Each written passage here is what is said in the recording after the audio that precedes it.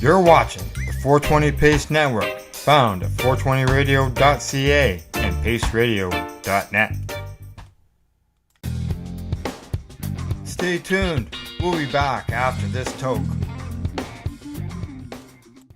Are you looking for non-stop, continuous cannabis and psychedelic programming? If you are, then turn your browsers to 420radio.ca or paceradio.net, where you will find the 420 Pace Re-Rolled Saturday. Everything gets started at 8 a.m. Eastern Saturday morning. You're listening to the Pace Radio Network here at paceradio.net.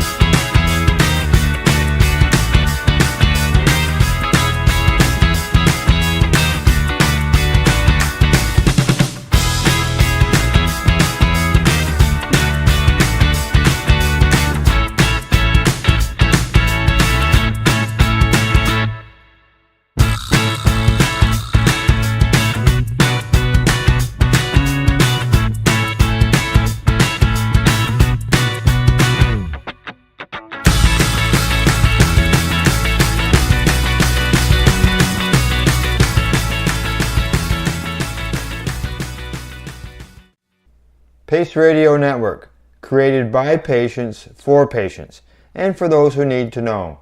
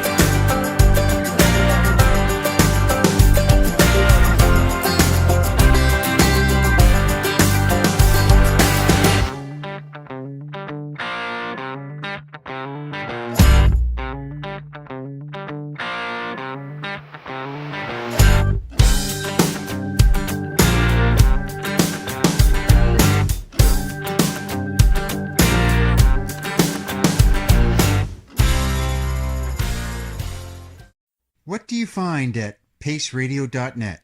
People advocating cannabis education.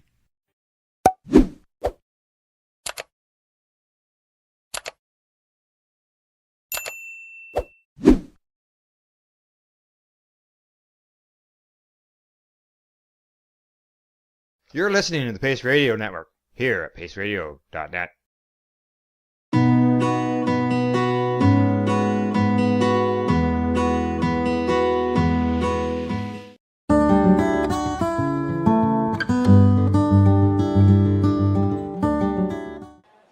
Let's see what's going on here.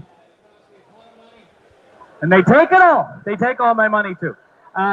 So let's start with what is the sovereign cannabis industry and why is that different than me or any of us lobbying into the illicit industry? So if we can talk about what sovereignty is a little bit, and specifically what the sovereign cannabis industry is, and you can relate it to anything else within First Nations jurisdiction as well. So let's start there, and whoever wants to start. Kathy, you jump in. Get in there.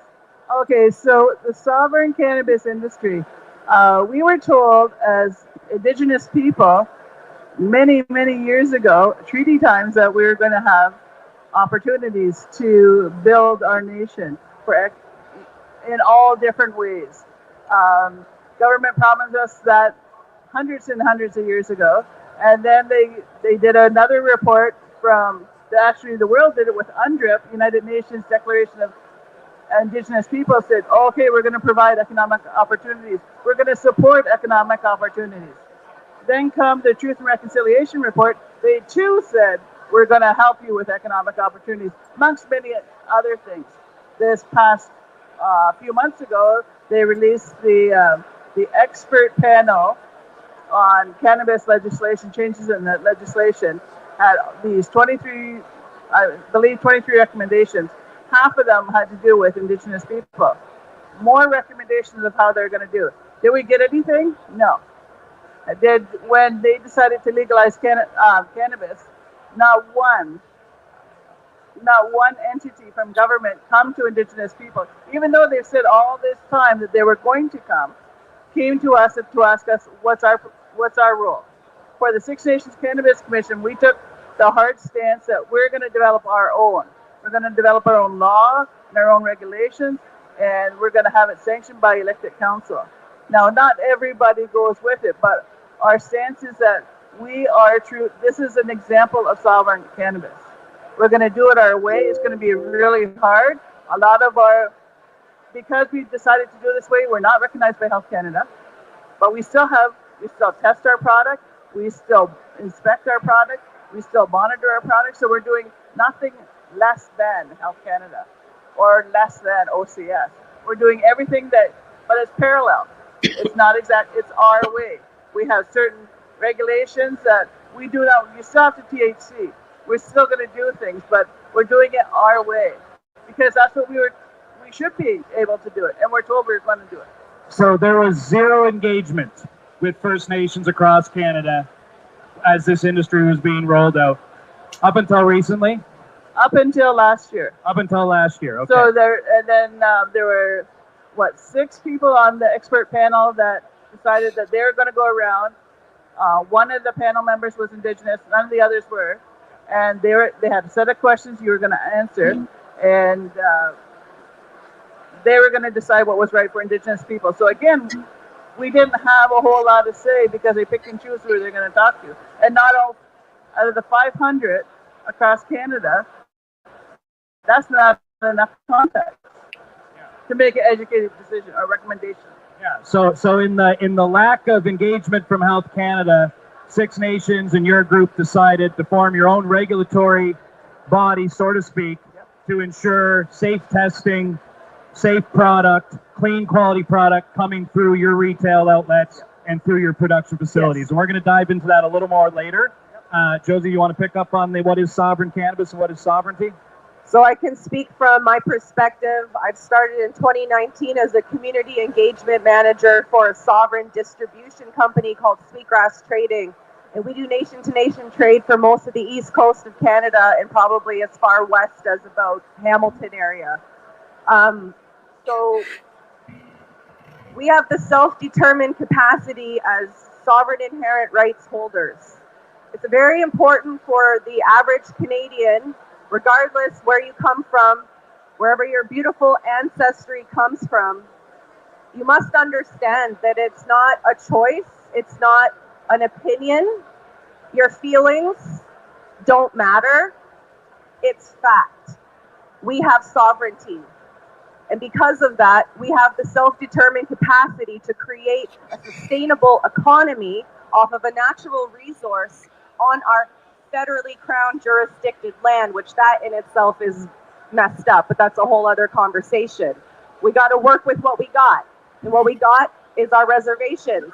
And what we have is our capacity to create a nation-to-nation trade to become that sustainable self-determining peoples. You see, before, our vessels were the birch bark canoes that probably had a lot of trade intersections with the Seneca and with the Mohawk people. Those birch bark canoes, the St. Lawrence River, all of those water arteries. That's how we established trade. And cannabis is a plant medicine. And so the fact that we are now able to provide our communities a decolonized access to wellness. I come from the corrections, the jail, and the rehab institutions as a career. So for 8 years, I've seen the opioid crisis. I've seen what Suboxone and methadone does in programming and what it does to communities, and it is not the answer. So I'm here to work the long-term game and educate. I sit with JJ on education. I hold the policy and advocacy portfolio. And best believe, I'm going to advocate for as many policies as possible, especially with the cannabis review coming out. In the one pager, the actual act, when that comes out at the end of the summer into the fall, hear me now. If we do not see the word sovereignty, or we do not see any inclusion in text, in writing about Indigenous inherent rights, we are going to have a severe problem.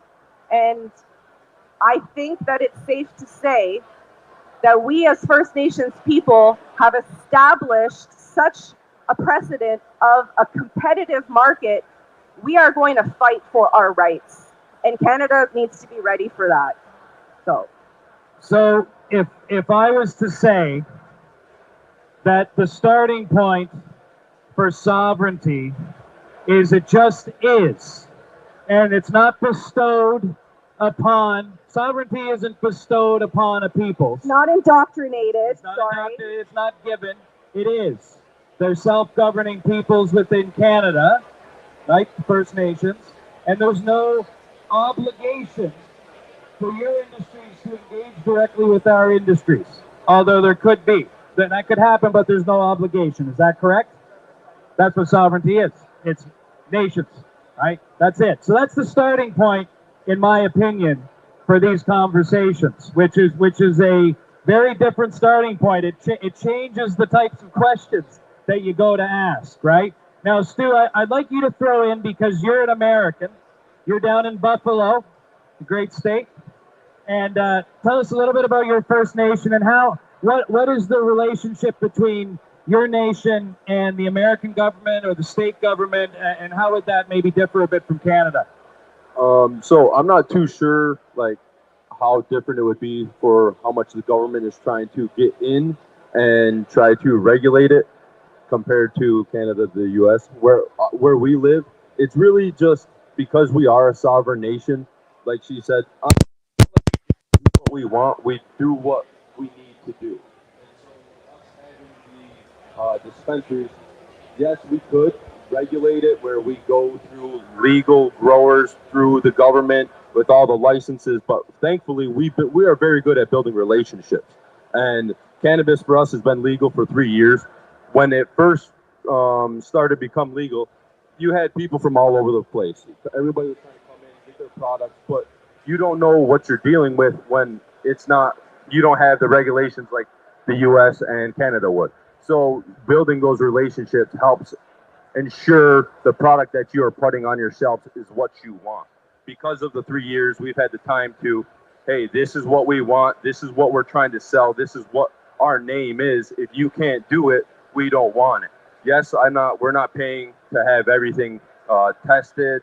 We're not paying for the taxes on everything, but we're making sure we have a good quality product. I can promise you every product that's been in the store, I've tried it at least once. I like to try everything, so when a customer comes, I get to say, hey, this is exactly what you're getting. I know I don't have it written on form, but I've done the research, I've done the time reading books, going to classes, and studying that I can tell you this is what you're getting, so that they're not so worried of going to a place on the res. Because unfortunately, living on the res, we have the stigma of we're natives. We don't know much.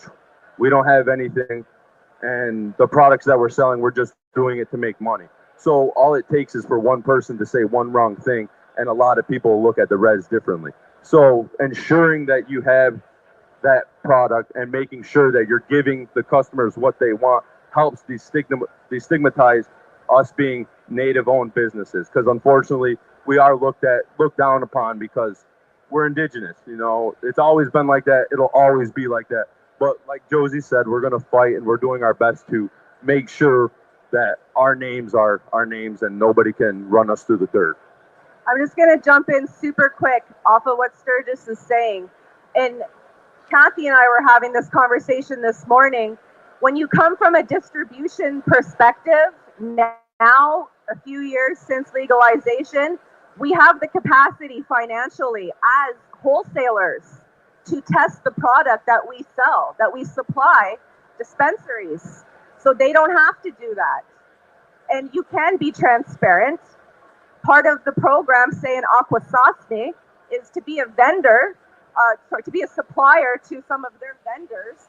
They have to be able to have a manifesto, and there has to be those testing documents that prove that it's been checked for contaminants and for mold and what the THC, what the CBD levels are. That's part of All right, Al. I gotta move along here. I'm getting low on the old battery. Alrighty.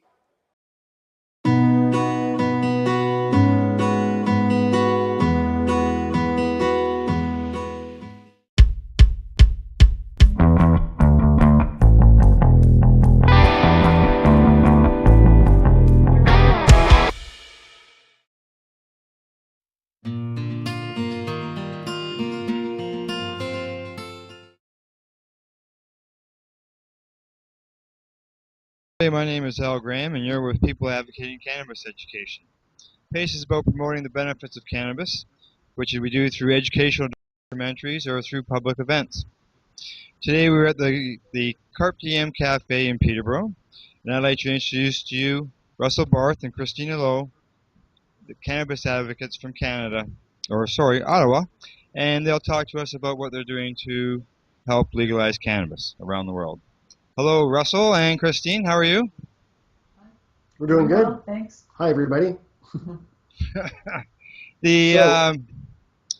I usually like to do when I get started on these interviews is ask you a question as far as, what do you do as far as hobbies or any education that you may have, just to give a bit of an idea so people know a little bit about you. Well, I didn't quite finish high school. And then at the age of 25, I guess it was, 24, I started attending fine arts college in St. Lawrence College in Kingston. And didn't quite get to finish that because I ended up in the hospital in my third semester. And then I moved to Ottawa on Halloween of 1994. So it wasn't until 2002 that I started getting into any kind of activism when I was mostly at Christine's urging. So. Right. And, So, Christine, you got any education or anything and hobbies you can tell us about? let's see, I've got a little bit. I went to Algonquin College and I graduated with a diploma in graphic arts. Let's see, I also, as far as employment has gone, besides working the typical retail, I worked a little while as a darkroom technician. I've also worked at a newspaper. Let's see, what else have I done? My gosh. Barista. Yeah, a barista. My last job was working at Second Cup. No, your last job was working at a store. Oh, yes, that's right. Sorry, I forgot about Sex that. job. Yeah. And, but... Hang on for a second. Yeah. Now, the two of you are both medical users of cannabis. A little bit that you like to tell us a bit about why you use cannabis and how you consume it? Well,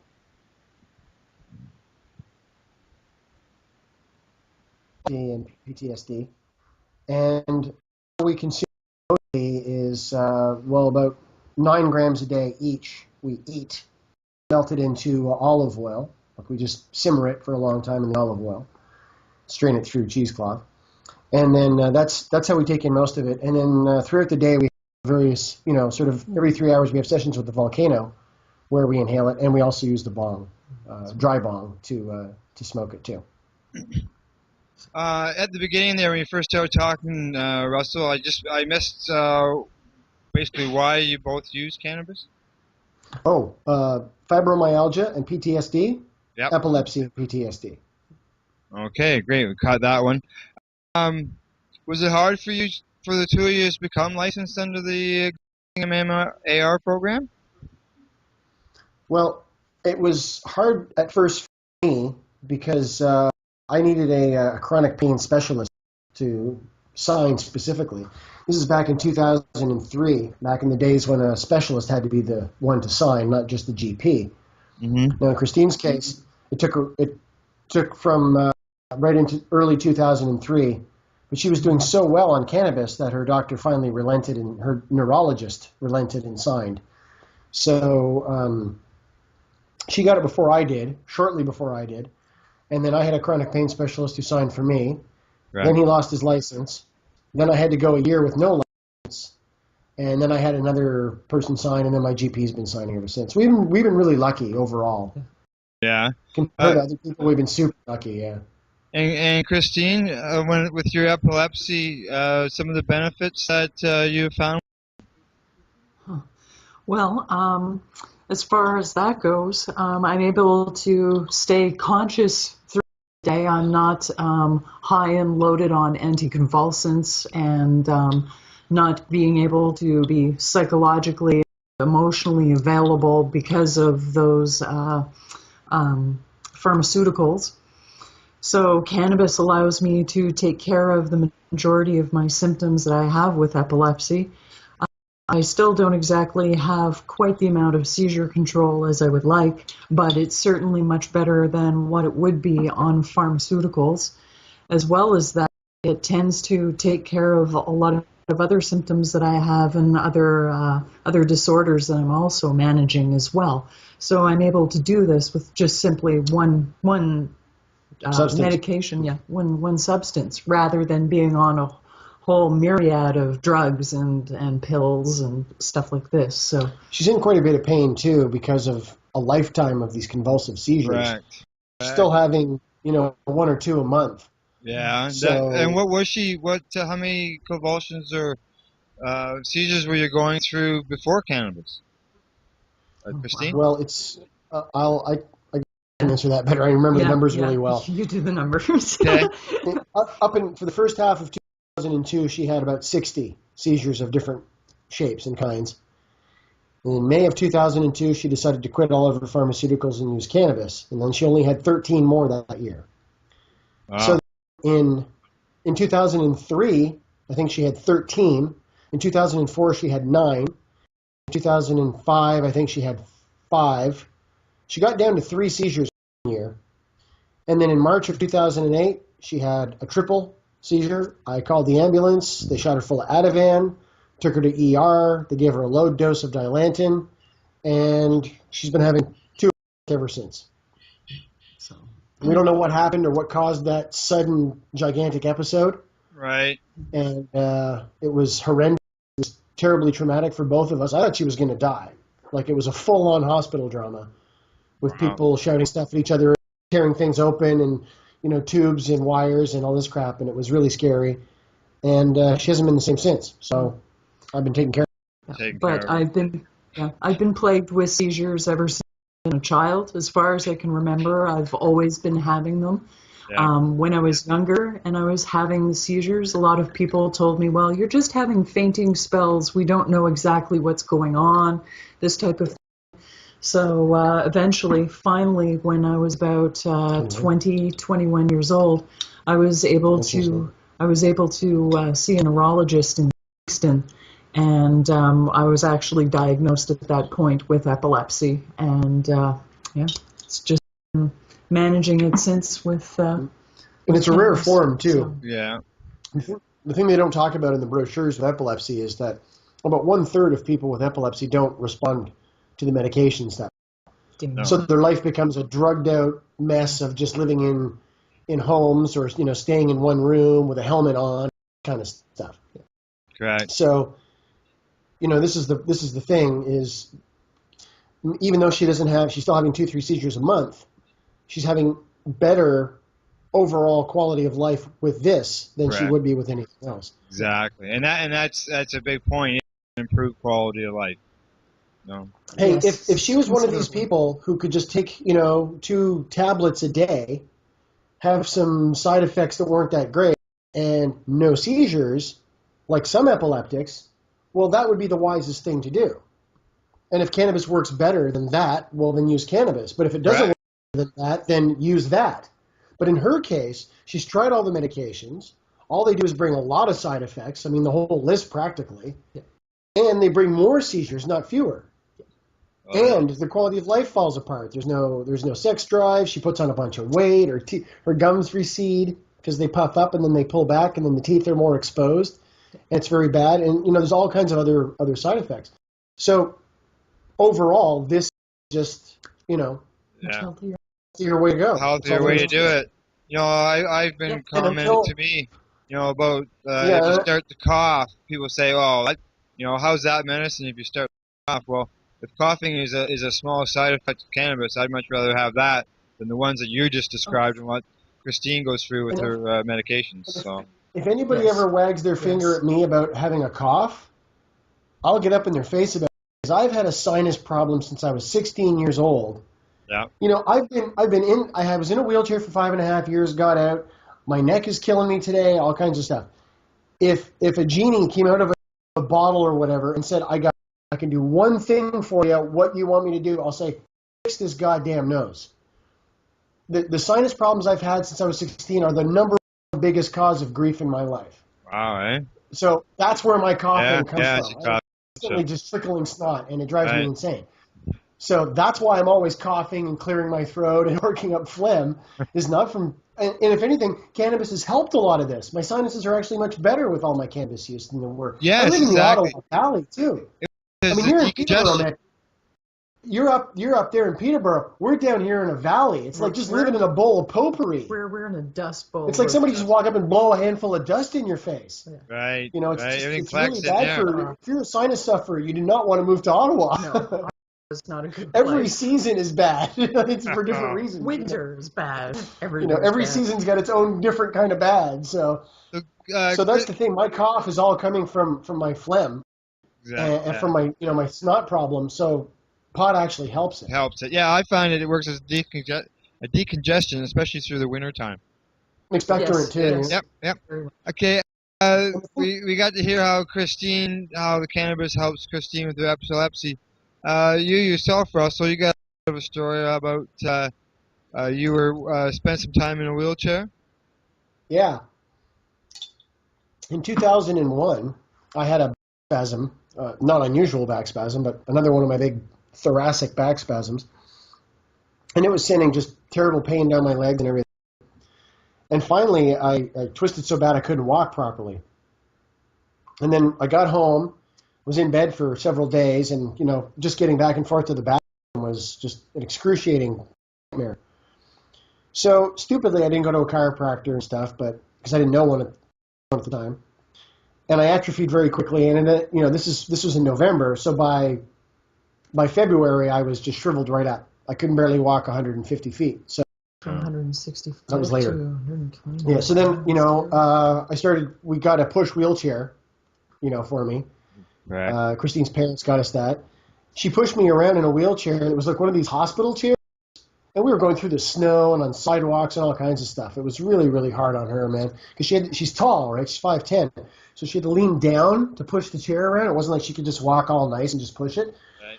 So that was a drag. Then a mechanical wheelchair, and I was in with that until March of 2007. And the thing that got me out was mostly my diet. But back in, I guess, 2005 or so, I was at this special clinic place getting the full assessment. It was like a 6-week in program. They were going to sort of rehab me and all this kind of stuff.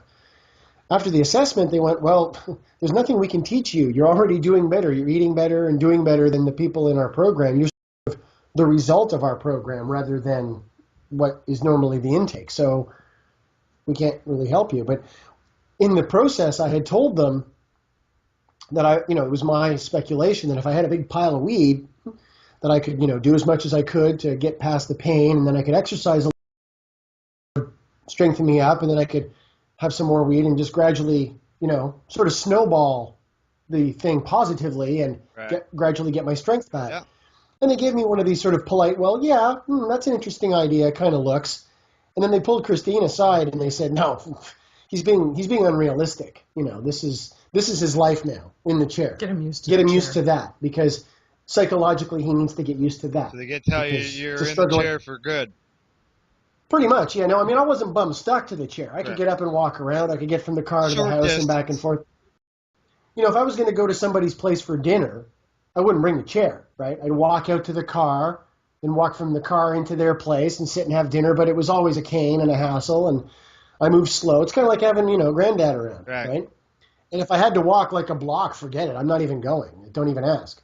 So that was my life then. But in 2007, we lived in a place that was right across the street from a mall. And I got a Category 2 walker, and I just started to struggle. I'd hit the bowl a bunch of times, go, okay, that's my ration for now, so suit up and to the mall, And I knew that it hurt. It was hurting like hell. I mean, it still hurts to walk now. Everything hurts all the time. But I knew that if I pushed through, the muscles might recover. Right. If they didn't, they didn't. But if they did, cool, I could start walking properly again. So by May, I was walking without it. No, sorry, by June, I was walking without a cane. Good. Just walking normal. I mean, the first while I was wobbly as hell, too. I mean, it was like watching. And then, and then you made your way out of the cane, out of the wheelchair eventually, to the surprise of the doctors. Well, yeah, they were really all thrilled, It helped having a chiropractor right next door, too. My doctor's office was right on the same parking lot as my building, and then the mall was just across the road. So, I was seeing a chiropractor, and then I could just go home and relax. I didn't have to take a long bus home. Yeah. When the doctor also saw you, and she ended up crying. And this was during a period of time, too, that Christine wasn't having very many seizures. So I could leave her alone at home to work on paintings or whatever. She could go to the mall by herself, get groceries and stuff by herself. There was a big period where she was doing stuff by herself. And before we got together, she was just living on her own and trying to keep a job and trying to keep an apartment. But she was having 2-3 seizures a month anyway. Right. Falling down and hurting herself, wrecking stuff in her apartment, getting robbed, all kinds of stuff. Breaking her nose, Oh, yeah. Well, that's a good story to hear you're able to get out of that wheelchair and be able to use your legs and move around. So it's. And I walk fast. That's too. good. It's not like I walk briskly. I walk briskly, and I can go like 4 clicks in one. Nice. Okay, now you're also involved in activism, trying to get the word out there to people about cannabis. One of the ways that I understand that the two of you have done a video of Christine and her epileptic seizure. Why did you guys do that, and what's been the reaction to it? Wow. This is an interesting story. In January of 2003, we had a video camera, an old 8mm video camera, sitting on a tripod. So all I had to do, I had a battery, and all I had to do was flip up the standby, it would turn on, push the button, and record it, right? So my friend was over, and she had a seizure, so I said, here, hold this, don't zoom in, just bring the camera in close, because the autofocus is screwed. It's a really old camera. He goes, okay, well, what do I do? I said, just point it at me, and then let me talk. Now, she'd been bugging me for, a long time, but she hadn't had a seizure in a while. Right. She says, or actually, yeah, you hadn't had one in a while, but she's like, I want to see one. I've never seen what they're like, because I was telling her, they're just terrific. You grind your teeth, and you're foaming at the mouth, and you're thrashing. It's insane. She's like, yeah, I fall, I faint. No, you don't faint. You have those too, but this is different. So we got the footage. She saw the footage. I didn't show it to her for like 3 days. She's like, okay, I'm ready. She watched it, and she was like crying, pawing at the screen, like trying to help whoever this person was stumbling around in our apartment in this video, right? It felt like a person that I'm missing a part of. I feel like this is a sliver of my self-conscious that is just not available to me. And to be able to see myself, see my body animated and moving without my consciousness in it Yeah. is just horrific. It was spooky for anybody. It's seeing something absolutely voodoo on television. And this it is was where incredible. Where she referred to it as, she looks like a meat puppet, right? Wow. So that was in 2003. So we got the video, and that was intense, and Yeah. So fast forward to January of 2007. A friend of mine says you should check out this thing called YouTube. I said, what's YouTube? And he's YOUTUB. He says, you go there, you just type in whatever, and they've got music videos. It's just this video page, man. Just go look at it. Just go see it. I can't even explain it. It's too awesome. So I go to YouTube. I thought, oh, this is cool, the doors, live doors. Cool. I'm looking up all this fun stuff that I want to see. She says, put in epilepsy. Bunch of kids faking seizures, bunch of stuff that says, caution, don't watch this if you have epilepsy, because there's just kind of flicker to it, Yeah. Kids faking them, people. And then there was a couple people actually having seizures. But it was hospital. But it was like hospital footage. Like hospital camera footage from up in way the above. So all you see is a person just going like this in a bed and a bunch of brainwave chart, running down the side. Yeah. So she said, our footage is way better than that. Mix it up, put it up. I'm like, I don't even know how to mix video. What do I do now? So they called an activist friend at the time. He brought his stuff over. We had to mix the 8-minute video into digital, and it was just a big problem. Added a bunch of text to it about medical marijuana, and we put it up. Right away, the thing starts getting like 1,000 hits a day, right? I email it to the Ottawa Sun. It wasn't like 8, it was, I'm talking like 10, 12 minutes later, he calls me. He's like, are you crazy? There's a reporter I'd met before. He goes, dude, are you crazy? You putting your wife's on your wife on the internet like this? Broke my tooth. She even breaks a tooth video. It's intense, right? I'd break a quarter off of my molar. So he calls up Epilepsy Ontario. He's like, what do you think of this video? And the woman's like, well, I don't know. I really like the idea of that, meat puppet and all this marijuana talk. I don't really know if that's a good idea. So right away there's controversy with this thing, right? Right out of the starting gate. And it kept getting 1,000 hits a day. And it went on and on like that for a long time. But people kept saying, the main comment we got was, hey, the text is going by too fast. It's kind of cluttered. I can't really see it. So right away we put up the second one. The second one has Christine talking at the beginning, and she mentions about the rude comments. We're leaving those comments there. We let everybody put up their rude comments, their horrible comments. Yes. We leave it there. We leave it there for the world to see the kind of shit that epileptics have to go through. Ignorant those people are. Because everyone, and people pile on. Some troll puts, LOL, just shoot her or whatever, and then people just pile on this troll or whatever, they report him. So I just let it all happen. We just let this all happen on the page, man. It's educating, and it's also exposing ignorance at the same time. Yes. So then, totally. we put the second one up. It. We put the second one up like a week later, or a few days later. No text, no nothing. And then it was about 3 years, I guess, and we had 1.5 million hits on the first one, and then it got pulled for the pot references. Somebody finally complained, and we were like, Christ, it lasted that long, And there was a nice article in the Ottawa Citizen about us. The nice picture of us there, with the monitor and her having the seizure on the monitor. So it was pretty cool. Then it was also on TV on the. States. Then we get a call. We get a call from the doctors. Let me go back a bit. So the video's up there, and right away I'm getting requests. Right? Can we use this in the school? Can I use this to on this presentation? So I had to change the text and say yes. You can do anything you want with this. Share and enjoy. And we got emails from a doctor who ran the hospital part of a prison. And they said they wanted to use that footage to teach, so that they could, distinguish real seizures from fake ones in prison, so to help, save people's lives and reduce the danger of who's trying to fake a seizure and, injure a guard or whatever. It goes both ways. So there was that.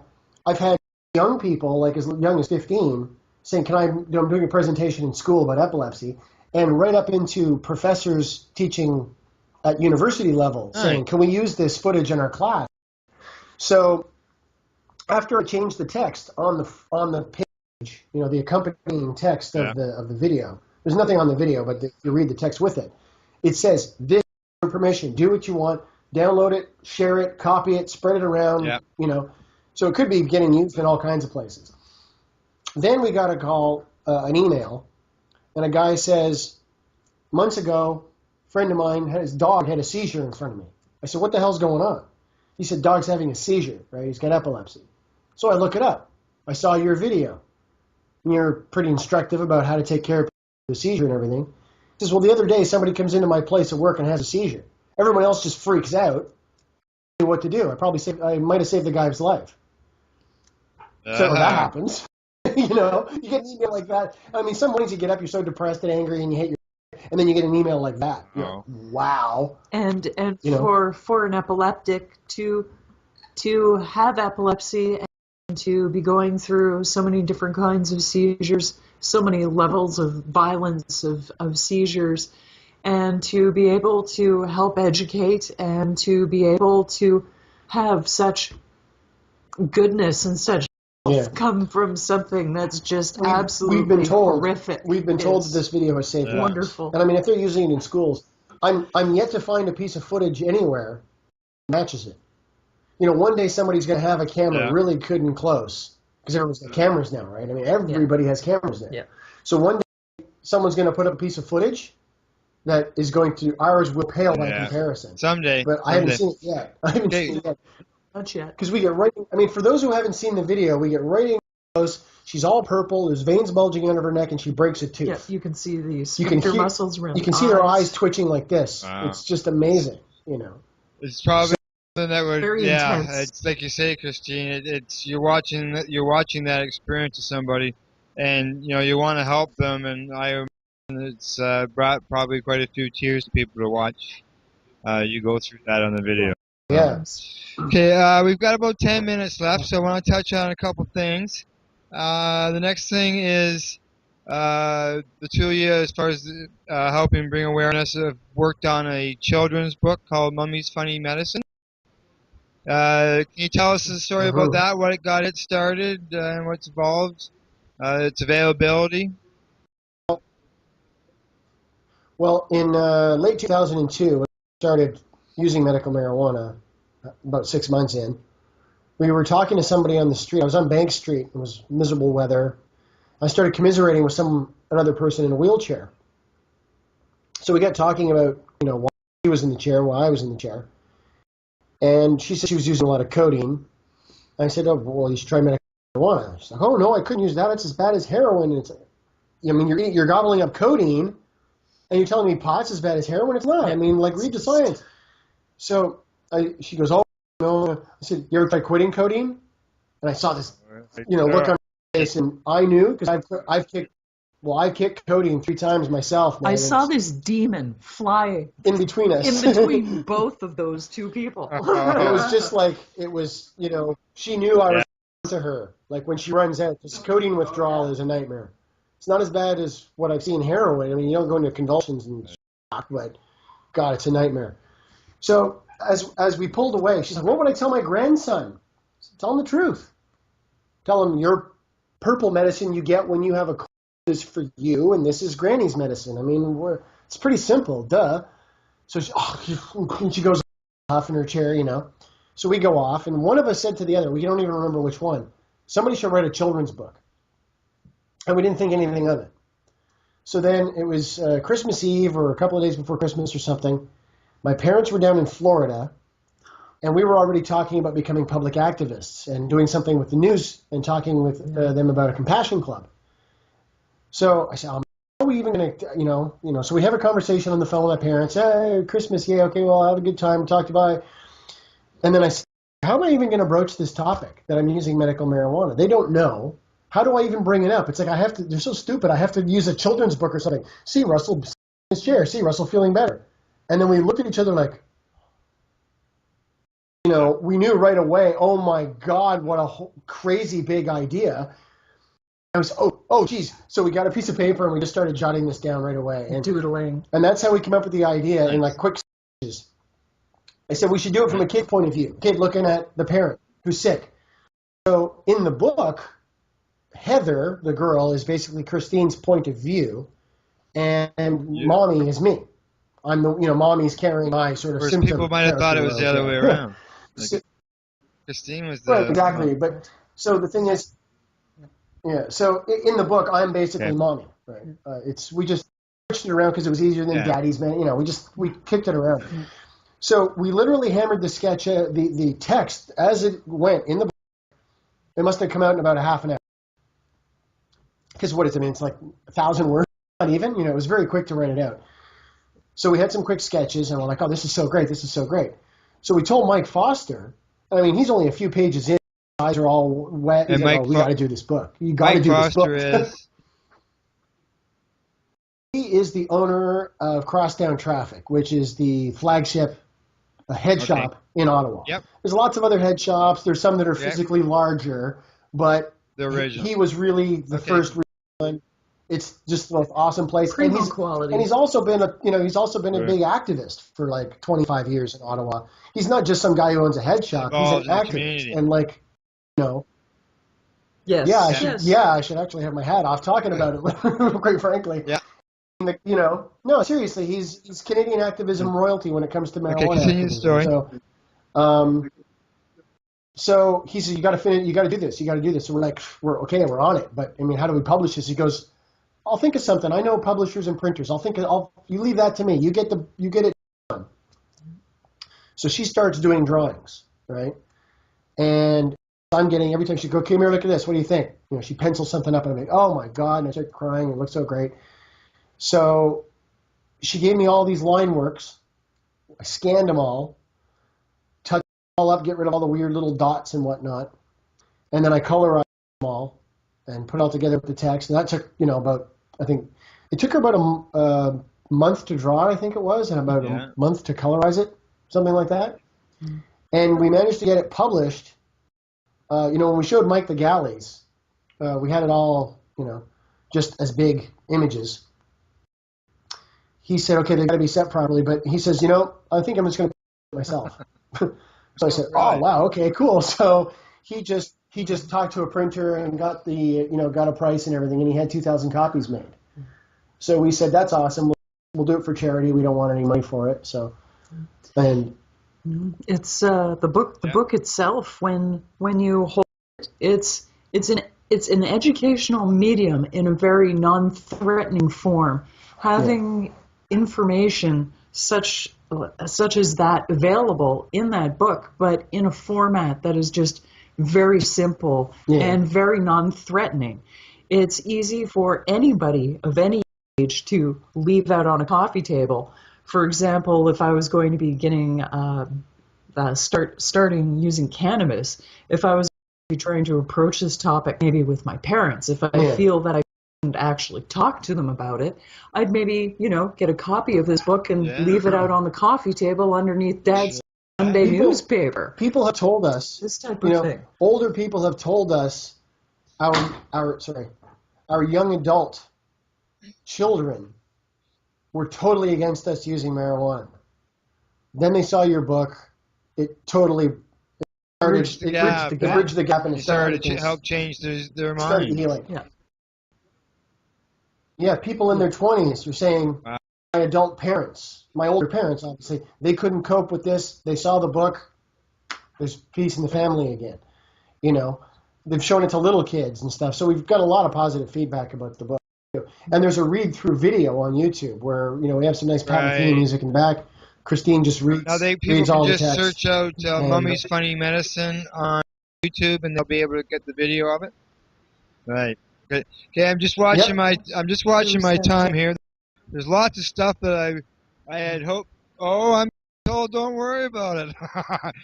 Maybe Marina, the owner here at the cafe, she doesn't know that you and I, Russell, we have spoken for 4.5 hours before, so. We can do it. I won't go that. I've got time. We've got time. I'm in Ottawa. It's not like I got anything else to do. Yeah. Later. Well, later. Another thing that you have achieved through your activism is you have become North America's 4th leading letter to editor writer. Want to tell us a bit about that? Sure. Yeah. Well, In 2002, I started writing some letters to the editor. Got, one or two published. It was one of those things that if I sent and didn't get published, I'd be like, all right. So I wouldn't send one for a long time. But then in around October 2003, I started getting more published. And again, this is before we knew about Facebook, and there wasn't Facebook and Twitter and YouTube. So I had a lot more time on my hands. And I just started pounding them out. Every time I would go and look on the forums, I found a letter, I find an article or somebody else's letter, I'd reply to it. Just pounding them out, right? You had a list of websites. I had a list of websites to go. That was my main focus. So from October of 2003 for about 8 years, I did that. And I got about an average of 100 a year. And that 100 took you how many letters to write? Thousands. Thousands. Maybe 20,000. I don't even know. See, it's funny because what happens is sometimes I see an article in the Vancouver Sun, right? And it'll be about an issue, medical marijuana, right? But that article is also going to show up in a bunch of other associated newspapers, right? In CanWest. So you got to go hunt for those. You got to find those email addresses and send it to those editors too. And then they put them on. And sometimes you only get it online. Sometimes you get it in the paper. And then other times, like for example, I wrote a letter about hemp. It was quite long too. And I sent it to pretty much, I don't know, maybe 300 or 400 newspapers in Canada. I don't even remember how many. I just sent it to every newspaper I could find in every province, even up in the Yukon and Northwest Territories and everything. And I think I got it in over a course of 3 months. It showed up in 23 or 26 different newspapers. One letter that they... So the one letter that I sent off to 300 or 400 different places got printed, that many times. Now the thing about a letter that big, there's a lot of times it would get into a small town newspaper. They like to restrict the size of letters, right? Well, sometimes they do, and sometimes they look at it and they go, let's just run this as an article, because it saves them having to put a lot of filler in, or they have to write something, right? So if they get something that's intelligent and informed and coherent, and they can just put the editor at the bottom, they don't have to be responsible for the accuracy of the content. Yeah.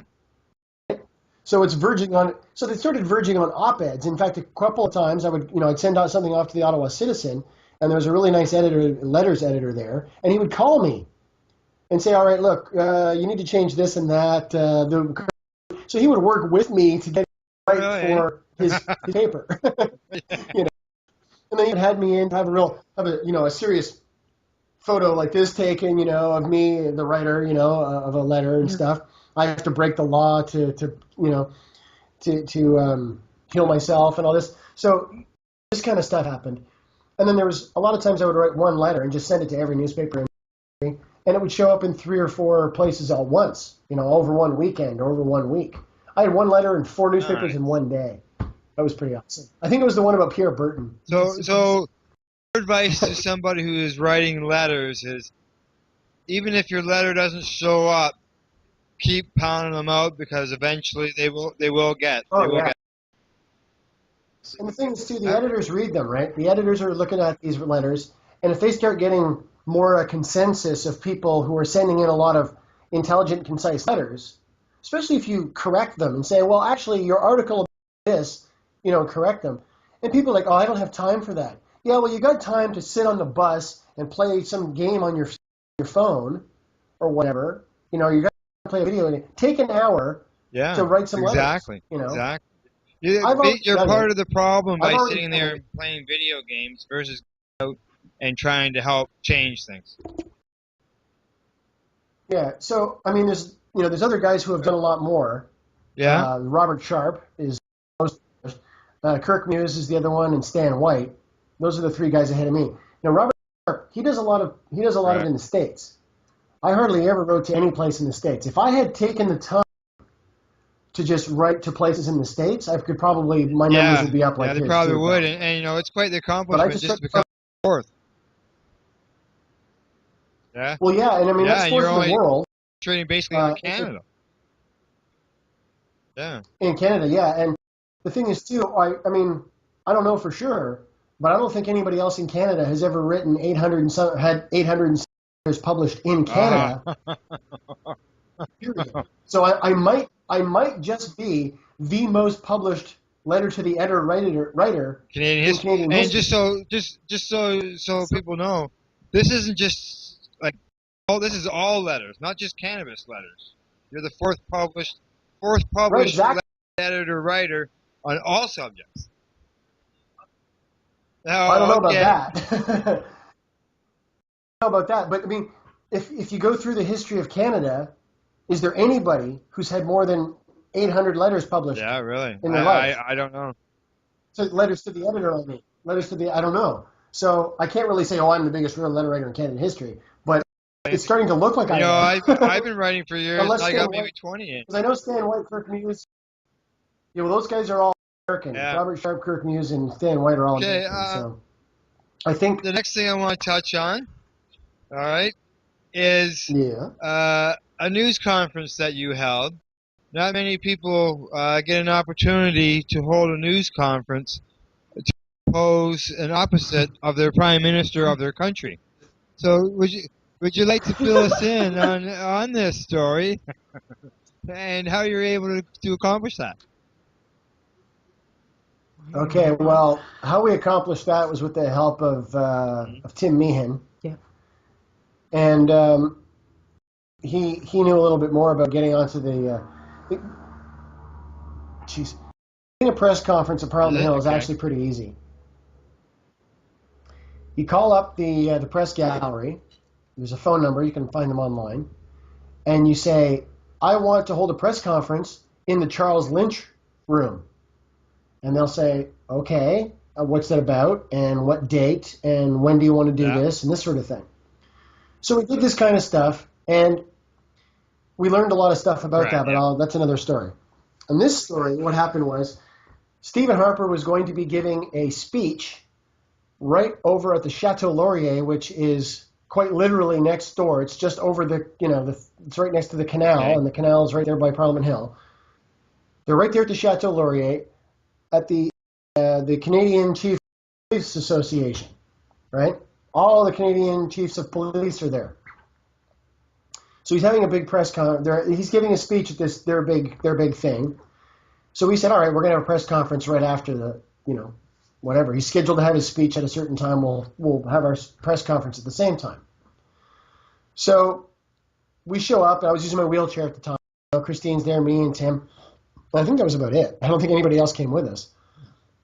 So maybe John Ipata was there. I think it was So we go there, and there's like nobody. Right? There's like almost no. I think there was one or two reporters. I don't remember, but there was hardly anybody. It was not a big press conference. So we stand up there, and Tim gives an introduction. And he's got ready, and I get up and I talk for like 11 minutes or something. She gets up and she talks for like 7 minutes, and there weren't too many questions because there's only one or two guys there, and then that was it. And we went, wow, that's a drag. Yeah. Oh, well. So we went home, and we found out afterwards, someone told us, oh, my God, you were on CPAC. And we said, what happened? And they said it was the craziest thing. Stephen Harper is there giving a speech live, right? They're feeding this live on CPAC. We're going to give you the tools you need, and blah, blah, blah, this and that, and wank, wank, wank. So everyone's like, yeah, it's great, okay. And it cuts to Van Dusen in the studio. Going, okay, so that was Prime Minister Stephen Harper at the blah, blah, blah, and this and that. And now here's some activists who disagree with their crime policy. We go live to the Charles Lynch room, and they cut to the middle of Tim's introduction. And then her and I get to talk uninterrupted for whatever, like 17 minutes. Nice. And they didn't cut back to them. They just let us talk. They didn't like, okay, that's them. They're going to talk for days, so we're going to go to another thing. Yeah. Like a lot of times they do in the news, right? They just let us go. And we never saw the footage of this.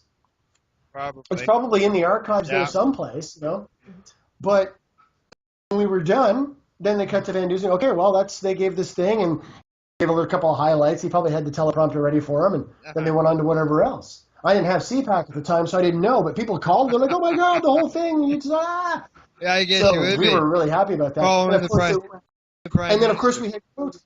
There were quotes by both of us. There were quotes. I think there were quotes by both of us in print media the next day too. So, There was that as well. you know, there was that. Well, And another time we showed up. Another time we went to talk about driving, nobody came. Yeah. Like there was the cameraman and us. Not one reporter came. Not one. And we were like, man, this is just the worst ever. But it was about driving. New driving laws they have with marijuana and driving, right? And drug driving. So we thought, oh, well, the next day, it was like the bottom half of the front page of the Vancouver Sun was this article about the driving and long quotes from me and the whole press conference. Yeah. You never know. So, you know, it's a trip you living in Ottawa. It's just such a trip living in this town, man. It's so weird. It's like living in a time warp. Yeah. Marina here, the owner, she agrees. Okay, now I want to move on to the MMPR. Everybody knows that the MMAR is changing, and we're being forced to swallow this MMPR unless some action can make some changes. Can you tell us a bit about how this program is going to affect the two of you? We're screwed. That's all I can say. We're screwed. Affordability, strain selection, that's all gone. The affordability, quality, strain selection. Gone. You know, we contacted Health Canada, right? Contacted Rona Ambrose. I got my MP to contact Rona Ambrose, right? And say, listen, you know, we're not going to be able to afford this. What are we supposed to do? So they said, she replies, contact your health care provider, health insurance provider, right? Well, in our case, that's the province of Ontario. So I contact the province of Ontario, and they said, hey, medical marijuana is on the Controlled Drugs and Substances Act. We can't even talk about it. Until it's a DIN. Like, we can't, until it's a medicine with a DIN, it's not we can't do anything about it. Yeah. So it's like, you ask your dad, hey, can I do this thing? And he says, well, you better ask your mom. And you go ask your mom, well, what did your dad say? Right. I know there was a couple of years ago when all these meetings were going on and they were meeting with people. The government told the Compassion Center operators and stuff that were involved in the meeting that it would require patients as well as the commercial distributors to lobby the insurance industry for coverage. Otherwise, we were on our own. It's ridiculous. Yeah. So we're whatever happened about caring about the patients instead of caring about whether a multi-million-dollar company is making $1 billion a year in profit. Exactly. And this Ontario government is already so mired in scandal. The last thing they need is, we're going to start just, giving people people on Ontario disability and welfare, we're going to pay for their medical marijuana. Now, forget the fact that it's safer, more effective, and cheaper than many of the drugs that are already covered under the ODS. Probably reduce healthcare costs. Exactly. They would look at this and they'd go, wow, this is a no-brainer. But how do we tell the public this? With Tim Hudak, yap, yap, yap, yap. With Sun News Network, yap, yap, yap, yap. How do they get any of this across to the public, right? It's up to us. It's up to people like us to sit on the bus and talk loud. Talk cures cancer. And the government's taking away our medicine, we're going to die. So, have a mission to every person out there who's advocating for cannabis to talk to at least one or two people daily, constantly, in order to. Well, I mean, I usually wear a T-shirt that has something that's going to attract attention. I do the same thing. Usually it's my marijuana cures cancer T-shirt. Got my time for hemp T-shirt on. Yeah. Yeah. I think everybody should get one that says marijuana cures cancer. Now, some people wag a finger about that and they go, well, cure, you can't really say cure. But let's talk about the word cure for a minute, right? If you take a treatment for a medical condition and the medical condition goes away, then it's a cure. But if it doesn't go away, then it's a treatment that failed. Well, as a medical treatment, marijuana has cured people's cancer. In the past, doing so in the present, likely will in the future. But a friend, a good friend who we never got to meet in person, Michelle Rainey. She was taking a double dose of the stuff. Cancer ate her right up, man. So it's not magic. You know, a lot of people are getting chemo or radiation. They're like, yeah, I'm doing great. I feel great. I'm doing great. All of a sudden they get some sinus infection. Right. Boom, the guy's dead 3 days later. You know, or something like that. It can be that quick with cancer. So to say, oh, marijuana cures cancer, well, you know, water doesn't cure thirst, but it's a conversation starter. And that's why it says marijuana cures cancer, look it up. So they're going to go look it up online, or they're going to take their phone out and start looking there they go. You know. It's better than walking around with an Ottawa Senators t-shirt on or a Toronto Maple Leafs or some other talking about Michelle Rainey, I see you have a medicinal t-shirt on from Michelle. And as I look at the calendar, we are 5 days away from, I believe, the third anniversary of Michelle's passing. There will be the third annual Michelle Rainey Walk will be held in Toronto on the 20th. That is looked after by Erin Butterfly, and she organizes that every year. So, yeah. Awesome. I wish we could try and organize one in Ottawa, but honestly, we struggle just to get our own errands and stuff done, our own sanity in order, you know. And this town is just pitiful. It's hard to get like even 5 people to do postering and, you know, this kind of stuff. It's different in Toronto. You get the Vapor Lounge, you got all these people who are congregating. It's like, the same problem here in Peterborough, and there's a fellow by the name of Blazing Wrinkles who's working very hard. He does the Peterborough 420 and Peterborough Cannabis Day, and he's working on some other secret projects right now that I can't elaborate on till another time. But if they come through to fruition, it's going to be a huge step here in this area, I'll tell you. Last question. I'm guessing. And this got to do with legalization of marijuana. And the stories that we're hearing in the news with Justin Trudeau and when he's talking about legalizing, and he talked about how he thought that the new MMPR program had to remove grows from people's houses. Is this a pipe dream of his? Or is this something that it could be a possibility? Because you and I, we both know we've heard this for 40 years. But does this seem a little bit different this time? I think it's different this time because of, you know, the cancer information, internet, doctors like Sanjay Gupta, the changes in the U.S., Israel, you know, this kind of thing. I think we're off to a good start. The problems I foresee with the Liberals is that they see it as a contentious and difficult issue to get across to the public already. As you can see, it's sort of helping their popularity, but it's still kind of scrambling to get coherent, right?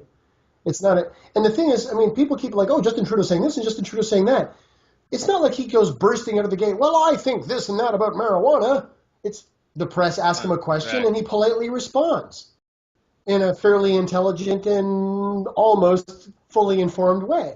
Now, I agree with him about the MMPR.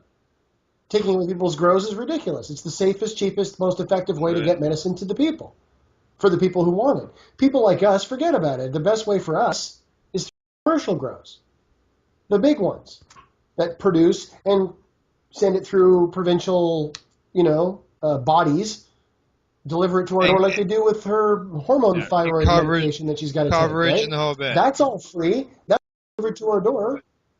So for some people, not everybody wants to grow.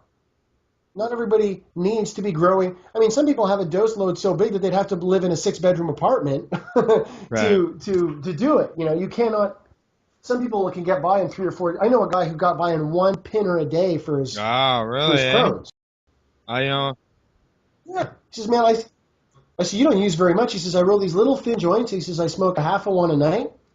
I don't have Crohn's. He says, if I miss that joint, boy, do I have Crohn's. It's like I got broken glass inside me. Yeah.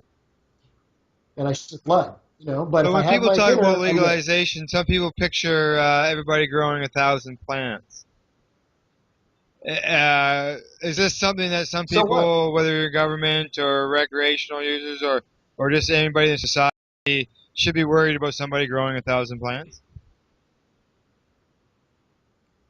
I don't think so. Because, if let's say the law fell apart tomorrow and, Peter Mansbridge and every other news, Kevin Newman and everybody like, well, that's it, man. Marijuana is legal. The law fell apart. It's like abortion. It's all up in the air. We don't know what to do. And everybody starts growing.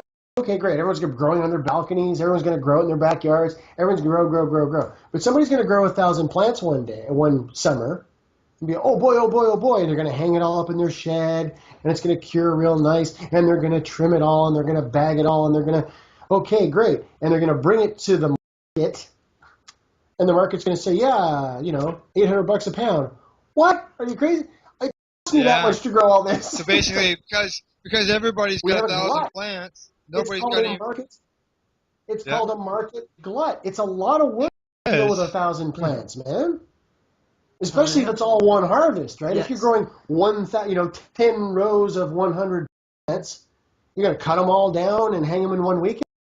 You think you're going to trim all that in one weekend?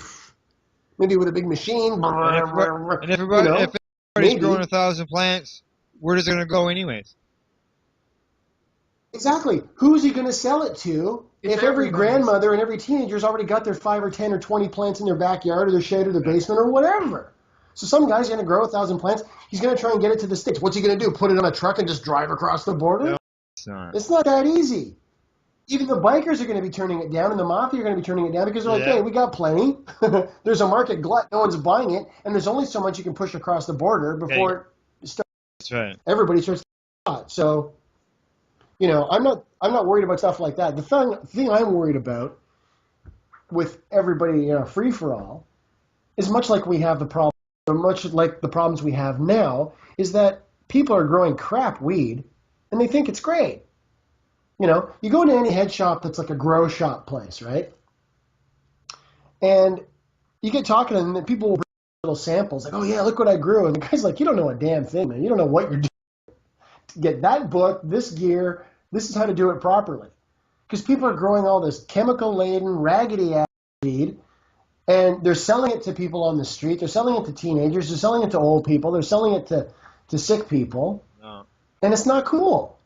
I just wish would take the time to grow it clean. I don't even necessarily mean organic, but just flush it out. Clean. Get rid of the flush it really good. Yeah. Flush it really good. Use lots of neem oil so you don't have a lot of dead in there. use a lot of neem so you don't get fungus. Really control your environment so you don't get mold. This kind of stuff. But no, man, just fungicide that shit. Just pesticide that shit. Just pound it. Snap, crackle, and pop, baby. It's dog shit weed. It's skunky, chemical, stinking dog shit weed, and it really depresses me because it's like eating. It's just like eating, junk. It's like McDonald's is organic beef. McDonald's doesn't have any beef in it. It's just exactly. That's what I'm saying. It's just a lot of chemical crap. It's just dreadful. So this is what bothers me more about the free-for-all. I like the idea of, like I said, the only control I would really see is in terms of smell and in terms of sort of electrical, water, and chemical runoff. Because if every other house in the suburbs starts growing anything, pot, food, whatever, in their basement, starts dumping this stuff down the drain, the water, there's going to be algae blooms or whatever growing in our water systems and our lakes and rivers when all the sewage, our sewage treatment plants have to deal with all this stuff. And in Ottawa, every time we get more than like 2 inches of rain, our sewage treatment plant completely overflows and raw, untreated human toilet flushings go downriver toward Laurel and Hawkesbury and all points That's not good. East and south. Okay. That's not good at all. No. Every time we get a heavy in Ottawa, and it's been like this for years, and I don't think they fixed it yet. We're talking 700,000 liters at a time. And then people swim in those rivers. And the towns suck water out of those rivers. Down to Carry-On, yeah, exactly.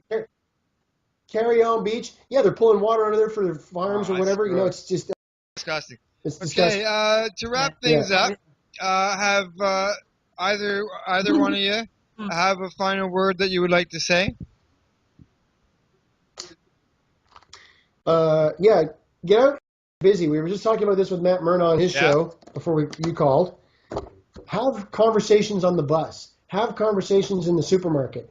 Fake a phone conversation with your cell phone. You don't have anybody to call. Walk around the supermarket, blah, blah, blah. Pot cures cancer.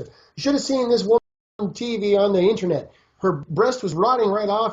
Her breast is all fine from the cannabis oil. Amazing thing, blah, blah, blah. Get out and get active and just get into conversations with people about marijuana because the fucking media is not going to do it for us. Get involved and speak up. Christine? Yes. Yep. Well, I'm pretty well much on the same page with Russell.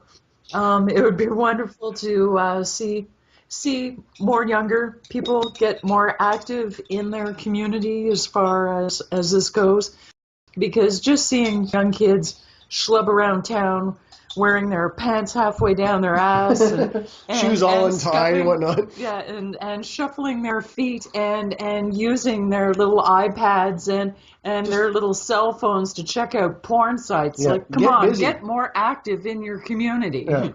Please. I've worn myself out doing this. Okay, Yes. well, My at this husband- moment, I'd like to say thank you to Russell and Christine for taking time to educate everyone on what's it like to live as a patient and as a cannabis advocate.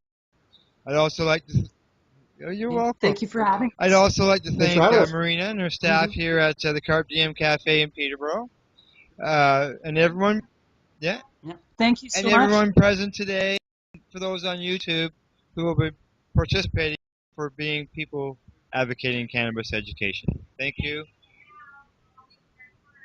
Thank you, Marina. Thank you, Russell and Christine. We'll be talking with you two very soon. Okay, bye-bye. Sounds great. Take care. Good night.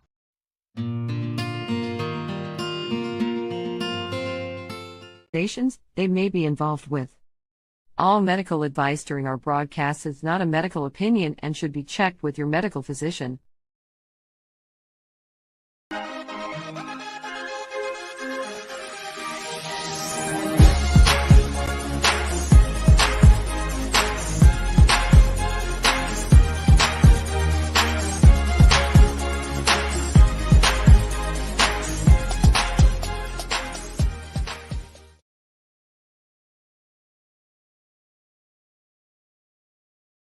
Here we go. There we go. There we go. Now picture this 5-10 years ago. Oh, it was solid people, man. It was Yeah. huge. But Huge. you know, okay, like I mean, I grew up in Toronto, and we used to go downtown on any given day, and you'd be shoulder to shoulder people like this. Yeah. And Oh, that yeah. doesn't even happen anymore downtown, Sidewalk unless to there's an event. sidewalk. Yep. Yeah. Sidewalk to sidewalk. But, it's not one of those this year. And then we have to start fresh and build again. Yep. It's doing things like this to allowing people to know that, hey, this is still going on and why we should be getting involved in it. And we like to air these things so that people like myself who can't do this anymore, get a. I mean, even if you're not there, you're still supporting us and you're supporting this event, and that helps because it creates a conversation, and maybe next year there'll be double what's here. Yeah, exactly. As long as I don't forget, throughout the parade, I'll grab some people. I'll ask them why they are marching. Yes, I think you should. All right, there you go. So what do you think? I think it's excellent. I love, again, I was talking with Timmy earlier, and it's always like somebody starts something and everybody responds. And that's the beautiful thing about it is we're all here, and it's these events to give us a chance to kind of find each other. So this is my first march. I've been involved in plenty of events, but my first march. So really, so it's really exciting to be part of the movement and has, in that sense. And again, any opportunity that we get to kind of unite commercial, legacy, home grower, and just cannabis advocate together as one voice, collectively, we're going to get more done. So, bueno. Exactly. More people will speak up, our voices are louder. that's it. Like, like I think it was Dalai Lama said, if you think you're too small to make a difference, sleep in a tent with a mosquito. So kind of lots of times. like, so if you don't believe, like, anybody who's done that can definitely agree how a small thing can make a big difference. And You should let everybody know who you're talking to. so, pardon me? Should let everybody know who's talking. Oh, I'm D the Bug Guy. I'm just I'm a Canadian grower. I'm medically licensed. I'm also CanSal certified. So I love exploring the different aspects of the industry, as well as being part of the moving change. We have a good system in the sense that it's better than not having one. Yeah. But there's still work to be done. That's right. It sure is. So basically, you march for access, and I march for everybody. I march for those that can't be here today. I march for those that have been incarcerated for this plant, that still feel silenced, that don't have the access. But like I said, otherwise, just we're here to support the plant. And the people that are here are trying to make a difference. A lot of familiar faces and a lot of new faces. So, oh, yeah. Yeah. So, like I said, me being one of them with the march. But, there's events surrounding it. We come together. It's a round table. Next time is better. Yeah. So it's all about execution. And like I said before, you build it and they come. Yeah, that's right. Exactly. All right. Well, thank you for the words. Anytime, man. I'll see you throughout the day, bro. Yeah, that's right. That's right. We will. I'm going to see if I can grab Scott here. Who? Hey, buddy. How you doing? Dad, how are you doing these days? Can I ask you a question? Sure. The answer is 8. It's always 8. It's always 8. Not for this question, though. Why do you march? I march because we still have a message to send around the world. We've legalized it. We've made it work for the best. I think it's not perfect, but we've made it. And we were talking earlier, a few of us, about the old expo days and treating yourself and how far we've come. And yet the world still is trying to catch up, I think. And back in those days, we were out advocating for cannabis law reform, and we're still asking for cannabis law reform, because there's always, like you said, it's not perfect. There's always changes that could be made. Lots of changes that can be made. From the fact that they're talking about decriminalizing hard drugs right now, I think that's a good conversation to be having, and I think it's the right time. Also, I want to say something. I have a very nasty injury I recently suffered, and I have really come to realize this. We should maybe we should move along, eh? That some of the damn packaging. Did you get it? Some of the damn packaging in these containers and stuff that we're buying nowadays. Oh, brutal! I have suffered greatly trying to get into these. Oh, big time! Oh, I know. Putting my foot down. I'm tired of it, and I know a lot of people are. Yeah, like I anything that I've had to open, majority of the time I've had to use scissors in order to get into them. It's very difficult to do right now. So, and I'm not complaining, not at all. I'm not saying that. Yeah. I'm saying that this is a simple injury in a lot of people's lives to what they've suffered. And if I'm having that much difficulty trying to get into my medicine, I can't imagine what it must be for a lot of people. Oh, yes, because especially so many people go to the stores for medicinal purposes.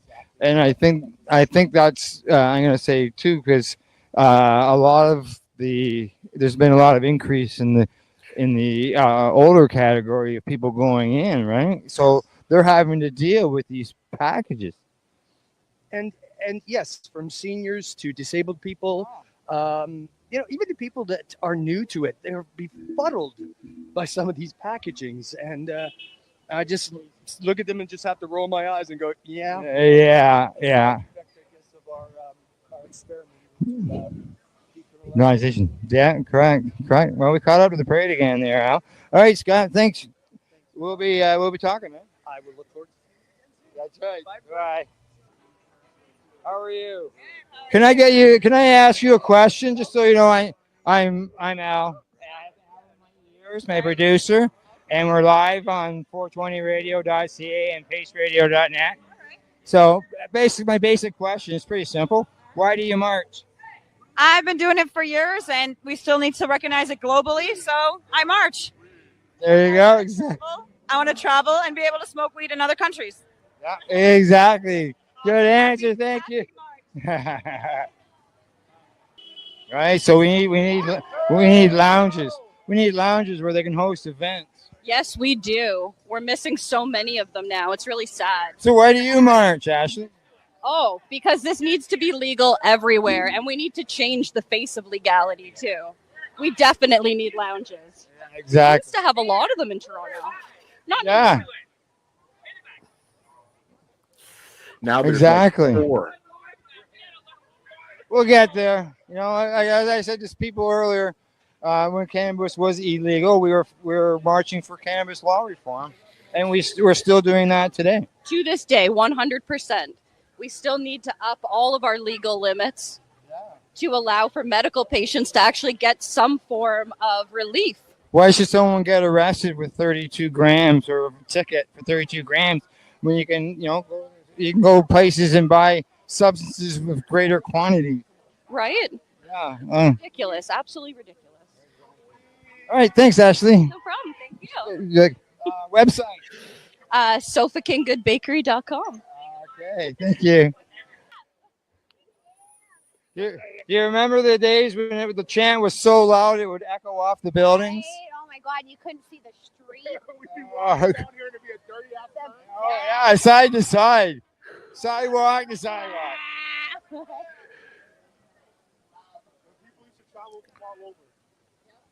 Yeah. Oh, yeah. Yeah. I have a simple question for you. I'm asking everybody as we go along here. Why do you march? I march because just because cannabis is legal here, it doesn't mean it is in other parts of the world. People are jailed for this everywhere. Yeah. And even with legalization, there's still there's still a legal system that's attached to this. Like Legalize people have 28 cannabis grams of everywhere. cannabis. It's a little crazy. And there's people suffering around the world, jailed, facing death sentences for cannabis. A year ago, there was a couple of guys in Singapore that got hung. That exactly. I think so there's this is why we somebody do else this. waiting to be Our hung as crowd's well. a bit smaller than it has been in other years, but the message is still the same, and it will still be the same until cannabis is legalized and it's legal and accepted. Exactly. Stigma needs to be removed as well, right? So Exactly. we're working on that. I mean, we're 5 years here legalization, and it's still, stigma's still attached to it. Exactly. So it's not going to be a quick fix, but we keep this up and we keep normalizing it. It's like 90 years of prohibition. That ain't going away. Exactly. And we think it's just because now we have stores everywhere. It's just going to be, hoity-toity and fun and it's not. People still have are still, brainwashed. The reefer madness, that generation is still around. So, Yeah, exactly. And their kids. So we just need to change the way cannabis is viewed. And again, not just here globally. This is a global march. This isn't just in Toronto. This is just Toronto's section of this global march.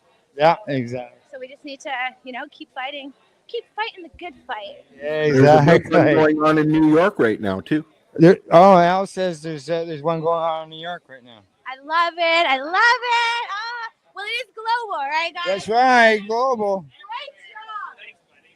All right. Oh, we got a poll there. All right, thanks, Amy. Take a poll.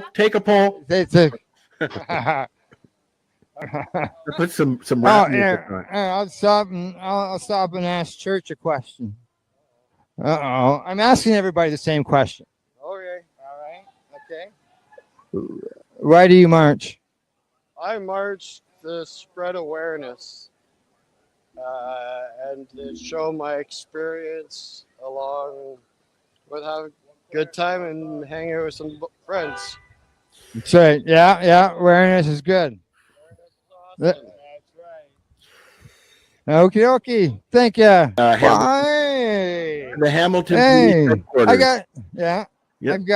I've got 11 here, and I've got a question for 11. Okay, you go ahead and I asked this question of everybody I've been talking to during the march. Okay. Why do you march? 7.5 inches. Oh, sorry, what? Why do you march? I thought it was something else. I thought you were going to ask me something else.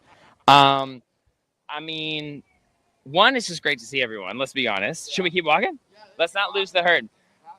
So it's definitely a community thing. It's definitely a beautiful energy, but we got to show up, just like with the podcast, as the different manifestations as we are as like consistent cannabis users and community members, to show how diverse. Like, you got to show up for it to kind of like share the colors inside of the community and kind of just like represent. So I think it's rewarding, definitely, to be part of it. But yeah, like, to show up and to march, I think you gotta give that respect to the plant by like presenting yourself as part of something that is involved with cannabis. So I feel like it was just representing, but also, it's totally selfish. It's 100% selfish because I just get to hang out with a bunch of stoners. Yeah, dual purpose, fight for cannabis law reform and hang out with friends. Yeah, I feel like like we even just shifted the energy to like fun. I mean, it feels protesty because we have a chant, but it's like, me, I prefer to kind of focus on the, on what's working, on what the positive is. So if we can all just constantly live a good example, like by checking ourselves first, and then what people notice of the community is positive. Like, look, everyone's just goofing around, laughing, being creative, colorful bunch. Like, it's about the opportunity to, offer that impact as like what collectively as a group a stoner's supposed to like be. Not that it's period after this group. It's just like, here's a bit. Here's like a Toronto vibe. Yeah. And in this march are some people who've been here since the beginning. And it's good to see that, this year's a bigger march than last year. And, last year was sort of, it wasn't really much promo or anything. And this year there's some promo done and we got more people out. Just keep moving with it, man. That's it. Let the momentum build. Do it all again next year. Just try to build again, rebuild. It's always a fun time, and it gives you the opportunity to probably try some new shit or smoke a joint with someone you ain't never smoked a joint with before. Somebody maybe you only knew through Facebook. Well, that's what I said. I was joking about that when I was getting the chance together. I'm like, it's like this is a fucking bunch. Like, I see a bunch of faces that I only see online. Yeah. Well, it's true. It's true. So, all right, 11. Well, let's shout out to where people can find you, man. Discipline Stoners. Me and my wife, Winnie Clark, have a podcast called Discipline Stoners, and I mean, a bunch of people who are here have been on it and will be on it. And we just are lucky enough to be documenting this time period in history and going at it through the lens of mindfulness. So that's like what we talk about. And yeah, we do canna covers, all sorts of stuff like that. So you can check us out. Discipline. We'll have a show about the march. And after, yeah, I don't know. I don't know. Yeah, maybe a song. Yeah. Damn, didn't someone catch the ball? I think Spliff McKenzie, we just made history. I was just freestyling, and then a homie comes up and starts freestyling next. It was awesome, and like there's always those moments that happen authentically, and when you exist in the cut, Yeah, exactly. All righty. You're documenting it. Oh yes. Been doing it for years. We used to just do it in audio. Now you got the cameras going, so yeah, that's right. Cannabis. There we go. All right. Thanks, 11. Yeah, buddy. Thank you. Good to see you. I got a question for you, Val. All right. Why do you march? Because we can. Yeah, we can. That's right. It's allowed in our country. We sure can. There's a lot of countries where you can't. Absolutely, you bet. And we're so lucky to be here in Canada. Mm-hmm. That's right. Yeah. 11 getting the chance going there. Good job. Yeah, he does, doesn't he? Eh? Yeah, totally. All right. Oh, okay. On to my next interview, I guess. Yes. Pop-up question. That's what I'm going around asking everybody. Why do you march? That's a great question. Talked to, I don't know, half a dozen, 7 people so far. Why do you march? Why do I march? I march for cannabis law reform. That's the same reason I marched for when I started this, going to these approximately 20 years ago. And I still do it for today because even though cannabis is legal, we still need cannabis law reform. People can still get fined or even arrested for quantities of cannabis that are, they're only 30 grams. Some people need more than that. You go camping for 2 weeks. You're going to take, some people, 30 grams isn't going to be enough. Right? So people risk that. There's the taxes. There's people getting just arrested. There's other stuff as well. if you could deal with those excise taxes, that would help lower the cannabis. Maybe make it so that you don't have to climb a mountain and swim through the ocean in order to get to the regulatory part of it all. Yeah, agreed. So, all right, Val. Good talking to you. Hooray. Hey, Thomas, how you doing? Good. I got a quick. Yeah, that's right. I got a quick question for you. Ask away. All right. Legalization globally, and for me, it's logical legislation here in Canada. We're just doing it badly for the wrong reasons. So for me, I want to stand against that. Still fighting for cannabis law reform. Exactly. What a way to say it. Yeah, that's what I thought. I was thinking, well, why do I march? And I thought, well, why did I march in the beginning? And it had to do with to change the cannabis laws because cannabis is illegal, right? This is the second march for me in 25. I think I went 20 years ago when I moved way too much weed to be out here openly. I never went again. Now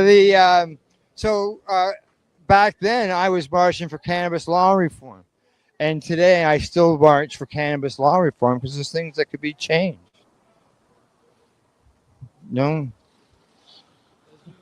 The regulatory end of things, as well as I look at it as, taxes would obviously make it better.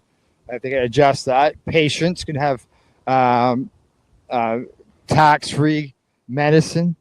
Why not a location where a patient can actually go into and get their medicine and talk to somebody who's, Well, I would just take the boot off the neck of the industry. It's stifling innovation. Nobody can move. It's a stranglehold in favor of monopolizing for corporate interests that do not care about the average Canadian, doesn't care about the medical patient, doesn't care about the recreational user. Let's smarten up. Yeah, exactly. And some countries use us as an example of way to do things, and we're still fighting in order to make change. Yeah, well, one punch at a time, right? That's right. Exactly. All right, Thomas. Thank you. All right, keep marching. We will. I think the newbie is burning up the tires on the little Nugs cart here. Last time I checked, I don't even know if the baby's still in there. Oh, really? It's been a long time since I've looked. You got it tied in there pretty good, though, with the string and all. It's pretty secure, but ever since he's become mobile, he climbs out every once in a while. So, yeah, how big is Toronto? I'm sure we'll find him later. So I have a question for you. As you said, you're the newbie. Why do you march? To have the conversation, or to encourage having the conversation. I think my biggest thing is I do not like the fact that any conversation is cut down because people are uncomfortable or they only want one side to be told. And I think that the conversation regarding cannabis isn't fully being told or fully allowed to be told. And I think that's both the positives and the negatives. I'm not even advocate that it's, the miracle. I don't think anything is the one and all thing, but people have to at least be willing to do the studies on it, have the conversations. What is it actually doing? Where does it help? Who can it help? And allow people to find that personalization that I've really come to understand. Like I used to think that weed equals weed.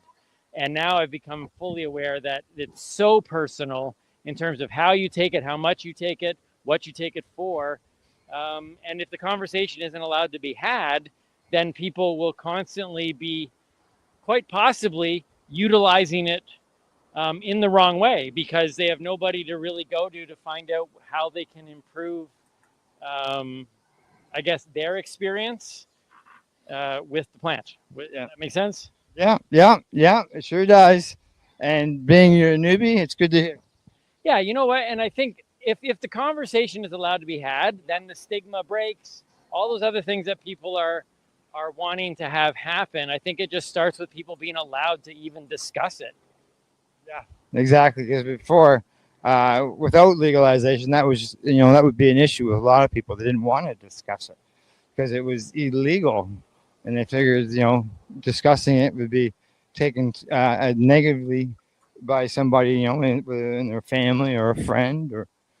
I don't know. You tell me, Al. You've been in this community for way longer than I've even been in it, for sure. But I think the conversation doesn't want to even be fully had within the community, lest some of the, like, I think everything has positives and negatives, and I think sometimes even the community itself doesn't want the full conversation to be had. It just in case, even MJ and I talk sometimes, and she's worried sometimes that she might find out that maybe she isn't a fully medical user, and that bothers her. Maybe she is more of a recreational user, and not that there should be a stigma attached to that either, but she's preached so long in her own mind that this is why I consume, that she's almost afraid to find out that maybe there are other reasons she consumes, and then that changes the narrative that's been built up in her own head. Okay, yeah. I think that's scary for some people. Well, personally myself, I've been consuming cannabis since I was 13. And when I became a patient when I was 41, it was, something that I knew I could use as the benefit wise, and would help me. There was a benefit for me to consume it because it was going to help me with my condition. And because of cannabis, I never got prescribed any opiate drugs other than when I was hospitalized. Do you? So because I couldn't shut up. So let me ask you this, just because we're talking conversation, or having the conversation. Yeah, and we're stuck here. One of the things that, in regards to opening the conversation, and I'd love to have your opinion on this, is MJ and I talk a lot about the consuming it through the burning consumption, through smoking it, and the health benefits that can come from cannabis, but also, there's also the negative side of, that form of consumption can certainly do damage to lungs. And I think that's the conversation that even people in the community are afraid to have, because everybody just wants to talk about it as if it's this perfect thing. How do you feel about that concept of that form of consumption? Oh, I've been a toker all the way along, but I push and discuss the non-smoking methods, because I don't expect somebody who, let's say, is 75 years of age and is going to start using cannabis medicinally, who has never smoked anything in their life. I don't think that they should be forced to smoke cannabis, and that was part of the argument before the courts back in 2013, because at that time smoked cannabis was the only way that we were legally allowed to consume it as patients. Right. And so it went battled through the courts, and we had like a 5-year-old lad whose mother was making him cannabis oil, but that at that time was illegal, and she was risking arrest. Do you I think, okay, so I as you're just talking there, I'm just thinking this out loud. Sirens blaring. Right, MJ always makes comments about the fact of, 5 years ago, this whole place would have scattered as soon as they heard the sirens go. Now, no. Now they ride by on their bikes and they say hi. I think one of the things also about why I advocate for having the conversation is because of things like you just described, where somebody now comes into the world of going, okay, there is a more natural way for me to maybe, fight against some drug that maybe the pharmaceuticals have been working with them with. And now they're like, oh, well, maybe cannabis can actually do it for me. But there's very few people, though, that they can actually go to have the conversation to say, hey, guess what? You don't have to smoke it, because the stigma and the perception is like, I thought that was the only way it was ever consumed. Like, the fact that there's so many methods now has blown my mind over the years. But again, it goes back to having that conversation. People still don't know. So now they're thinking, oh man, I could probably use cannabis, but I don't want to smoke it. And they don't even realize that there's an option.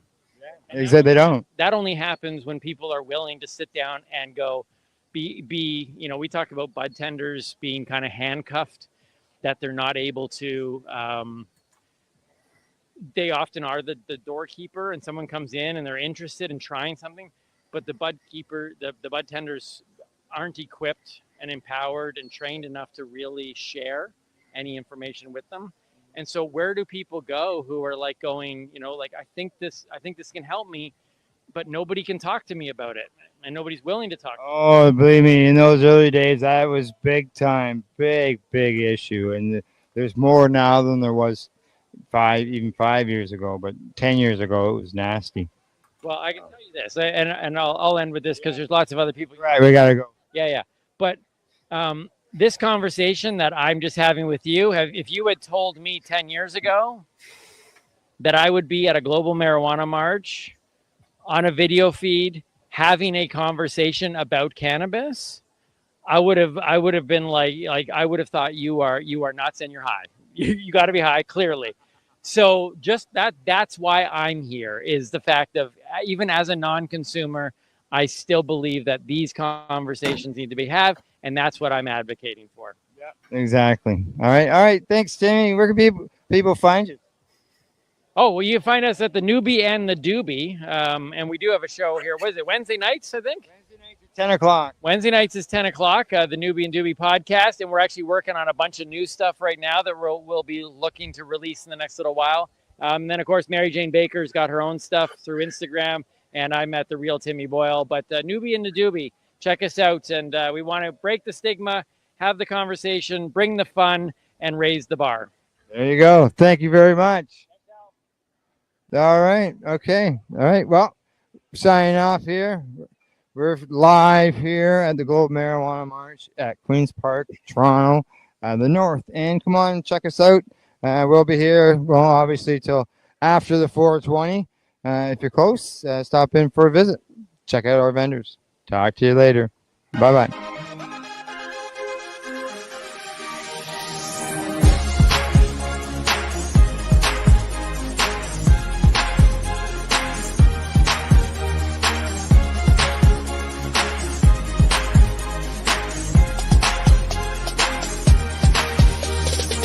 The opinions of the individuals during this broadcast are their own, and may not be the opinions of their group or other organizations they may be involved with.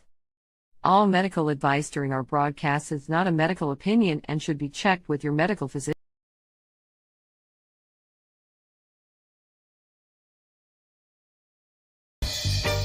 You're watching the 420 Pace Network, found at 420radio.ca and paceradio.net.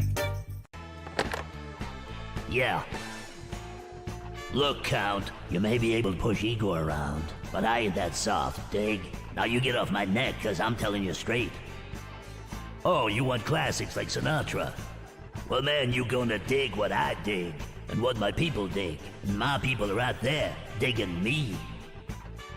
Yeah, well, wait till your next mail call, babe, cause I believe in the wolf. You got it? So do my people. Hey, people, there. So what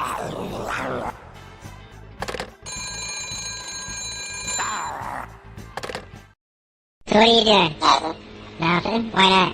Trying to get on this Lifestyle Radio website. Sounds like a cool website. Yeah, it's alright. Oh, I might have it. You might have it. You're listening to Lifestyle Radio. The opinions expressed during this show are those of the individual participants and do not necessarily reflect the opinions of their associated organizations or Lifestyle Radio. You like music, you like weed, well, we gonna be good friends indeed. This is how much I like more than smoking trees. They'll make you dance the do-si-do and teach you how the chiba grows. Smoke a bowl on the 420 radio show. On Lifestyle Radio.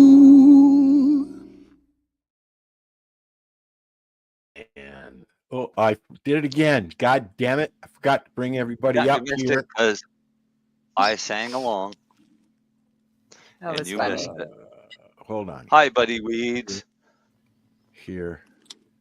There we go. You sure? Hi, buddy. Yep, that he is the Wolf Man. I'd love that show. I was from. And you know, it's not the hilarious House of Frankenstein. It's the hilarious House of Frightenstein. Yeah, I know. What a lot of Why? people don't. Done Oh, by you thought it was Billy Frankenstein? Van and cast in Hamilton, Ontario. Yeah. One of my favorites. With Vincent Price. Yeah, he was there, wasn't he? He was. He He did was. the introductions. Hello, Nick. Happy Friday to you. Who? Nick. Oh, Wright. hi, Nick. Who? What? Who? Yeah, no. Happy Friday there, Lenny. I'm just going to tell everybody Happy Friday. Happy Friday. I was like, how the fuck you? Oh, I have to hit the chat thing to see all this shit. All right. Comment. I was like, who are these strange people you're talking to? Hey, Nick. We have a bunch of new people that you don't know about. Yeah, they're all co-hosts now. Are they? Cool. Yeah. Did you share this on Facebook, Al? That's what I'm doing, buddy. Oh, good stuff.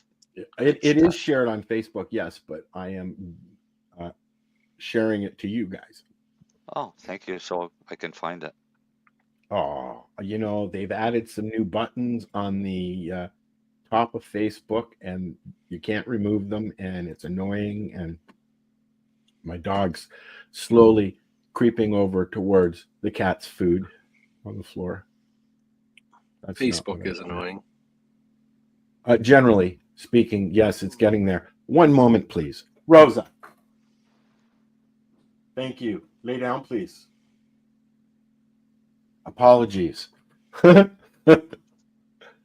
right. Where the hell is it? Where is it?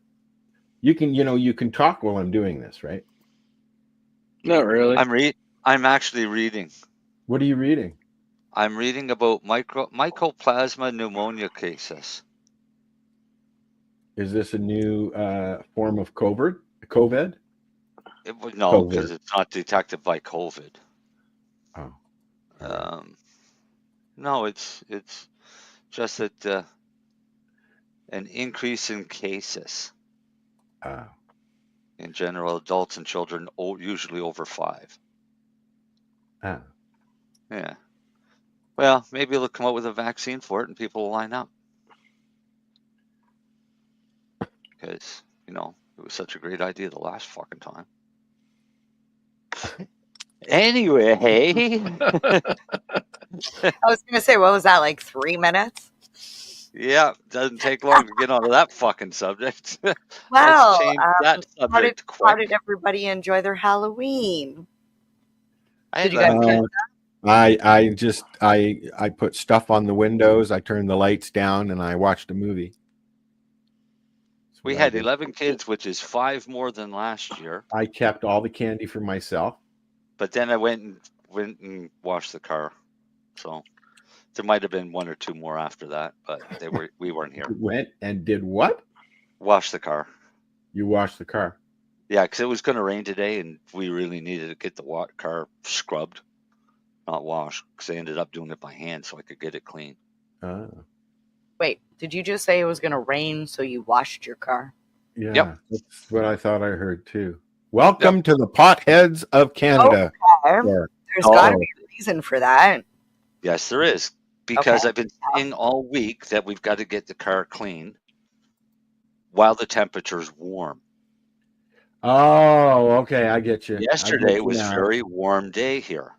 It was nice I here said, too. Great, because it's going to rain on Friday. I'll wash the car on Thursday and give it a good waxing. So then it has a nice coating so that when it rains, the rain just runs off. Okay. And that's exactly what we got. Awesome. That's thinking. Okay, See? that makes sense. Always, I learned a long time ago to plan everything out so that I can make sure that I can get it done All efficiently. right, That way tagged I all still you have guys. the Share away. energy. All right? Share away. That way I share still away. have the energy when I'm finished Share away. if I plan it. What are you eating? Who?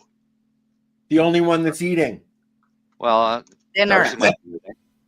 What? It's dinner. Darcy, what are you eating for dinner? It's pizza pockets. Oh, pizza pockets. That's a good adult dinner. They're actually empty because I can't what? really eat the stuff that's in it. So I just kind of like squeeze it all out. I have to get pizzas You're eating. with So you're white eating. sauce Oh, now. I'm eating Right. hollow dough. You're eating a hollow dough, yeah. I have to get light sauce on everything now. I can't do sauces, otherwise I'm up all night. I need to start dating a chef. I think that Timmy would have an issue with that. Well, not if she's hot. Fair enough. Taking applications, just saying. They're taking applications. Shared. I love Share cooking. it, share it up. You know, Len, I'm really pissed off. I had 3 questions that I wanted to ask you last week, and you weren't here. Oh, and yeah, I'm sorry. It's okay. It's just then now you're here, and I can't fucking remember what I wanted to ask you. I had links and everything. Yeah, no, I forgot the message, and I was in I know Liscombe Lodge. you were in fucking Mexico or something. No, Liscombe Lodge, but there's let's just say the cellular service does not exist. Nice spot. I'm kind of disappointed in my summer because I had no cell service on my phone, so I didn't go anywhere to take any pictures or live stream or anything. So it's kind of boring. I mean, I didn't want to go out into the bush and have no internet or anything. You know, if I get stranded, you know, it's a valid worry up here. You go off on the wrong road, man, you end up in fucking Hudson Bay. You ever been to Hudson Bay, Marcel? That's awesome, Al. End up in Hudson Bay. Drove around it. Or you could end up in Winnipeg or in Manitoba. No, I know where I'm going that direction. I don't know north. I have no idea. You know, we were. You got a long ways to drive north to get to Hudson Bay. We were looking. I can't remember who I was doing it with, but we were looking at ways to go up north, up all the way up north. You can't get there. Not from here. No, not there from are there. there are no highways. You can fly up though. You can fly in and you can boat in. You got to go up and around to boat in. Well, it depends on where up north you want to go. I'm and talking where you're north. going to leave from. I'm talking 20 Like kilometers from Ontario. Russia. You what? I'm talking 20 kilometers from Russia, north. I've been there. You got to fly. Yeah, that's what I mean. I've done it a couple of times. You know, you sit with a buddy or two, and then you hit Google Maps and you walk. We walked. Remember my buddy Dan at the apartment, Marcel? Yeah.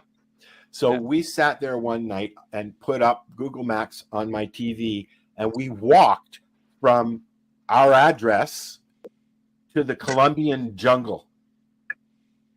Oh yeah. Yep. All right. So let me just get up here on the map. Yeah, he's gonna pull up Google Maps. Terrace Bay. So the furthest north you're going to go is on the 11. I mean, there's which gonna I be can back get to very easily. back roads, right? Yeah, but there'll be back roads that'll take you up Mm-hmm. to Moose River, that area. But whether Why or don't not you the pull the roads are map up so that accessible- we know what you're talking about? You're not just blah, blah, blah, blah, blah, blah. Well, no, I'm trying to find where. I think Alberta and BC are the only places that you can drive across the northern border. Mm-hmm. All right. I've been to Resolute Bay, Devon Island, and Alert. But you have to fly into that or boat it. Yeah. No, we flew to Resolute Bay in plane, and then we used helicopters to get to Alert and Devon Island. I've been watching a lot of stuff about Lake Superior. That's quite interesting. There is a fault line and volcanic rock in Marathon, which is just 45 minutes down the road. There's like an active volcano there that's dormant. All right, Al. Explain that one. That doesn't work. Yeah, no, I realized that when it came out. There's over 350 shipwrecks in Lake Superior. I know that. Yep. But All right, most let of me them go and look at the fault lines in Canada. There's a fault line that goes right through Lake Ontario. That's in the center of Lake Ontario between us and Buffalo. Yep. Most people don't know that. What's that?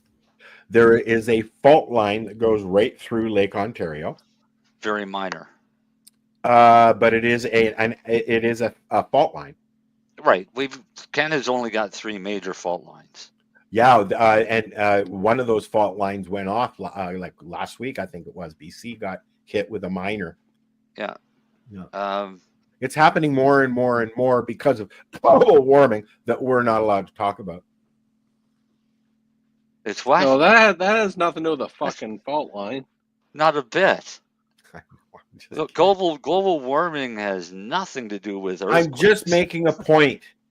I know, Trudeau. Thank you. Cheers to you, fuck nuts. Well, that's what Trudeau does. Everything is the fucking climate. That's why I did it. Well, don't be a Trudeau. Yeah, but it kind of is true, though. Yeah, it is kind of Trudeau, isn't it? Yeah, it is Trudeau. Let's talk with a lisp through the whole show, shall we? And don't forget, you got to have some. Wait, we might offend some people. Better not. Yeah, that's right. Sorry. I honestly don't think. I mean, like the Puerto Ricans. Yeah. But we've got North America's got major elections coming up. No, One's coming really? up this week, which I think is hilarious. And the other one is probably going to be forced, and that's in Canada. Because the way things are going, and it's only getting worse, people aren't liking this man. Who might you be talking about? Trudeau. Who? Trudeau. I have no idea who you're talking about. I've never heard the name before. Yep. It's one of them political things. But I think his name is Pierre. What? Yes. Now that name Pierre I know. Poilievre. Pierre Poilievre. Pierre Trudeau. Right. But I don't associate Pierre with Justin. Because I don't think they're actually related. What? So you don't compare one apple to the other. Well, I don't think the apples are fucking related. Mary Jane is covering her mouth because He's saying that the apple didn't fall from that tree. Yes. Oh hell no. No. I'm not going to say what I was going to say. You'll get a spring Canadian election. Yeah. You think in the spring? Likely. Yeah. Well, if they call for it next week and they get the vote through as a non-confidence vote, meaning it won't go because through. His own members are well, they're not stabbing him in the back, but they want him to step aside and step down and call an election. Why are we not seeing any of the posts? All the posts from the 420 radio show are not showing up in our. Oh, never mind. Sorry, never mind. I see it. Because you made fun of Justin. Oh, it's my fault. Oh, well, yeah. I mean, that's you owe Justin an apology then. I apologize. Yeah. I was crossing my fingers when I said it. If his backbenchers that want him to step down finally vote against him in a confidence vote, then how did Fidel get into this conversation? Whether Jake Meat wants in on That's the tree, Al.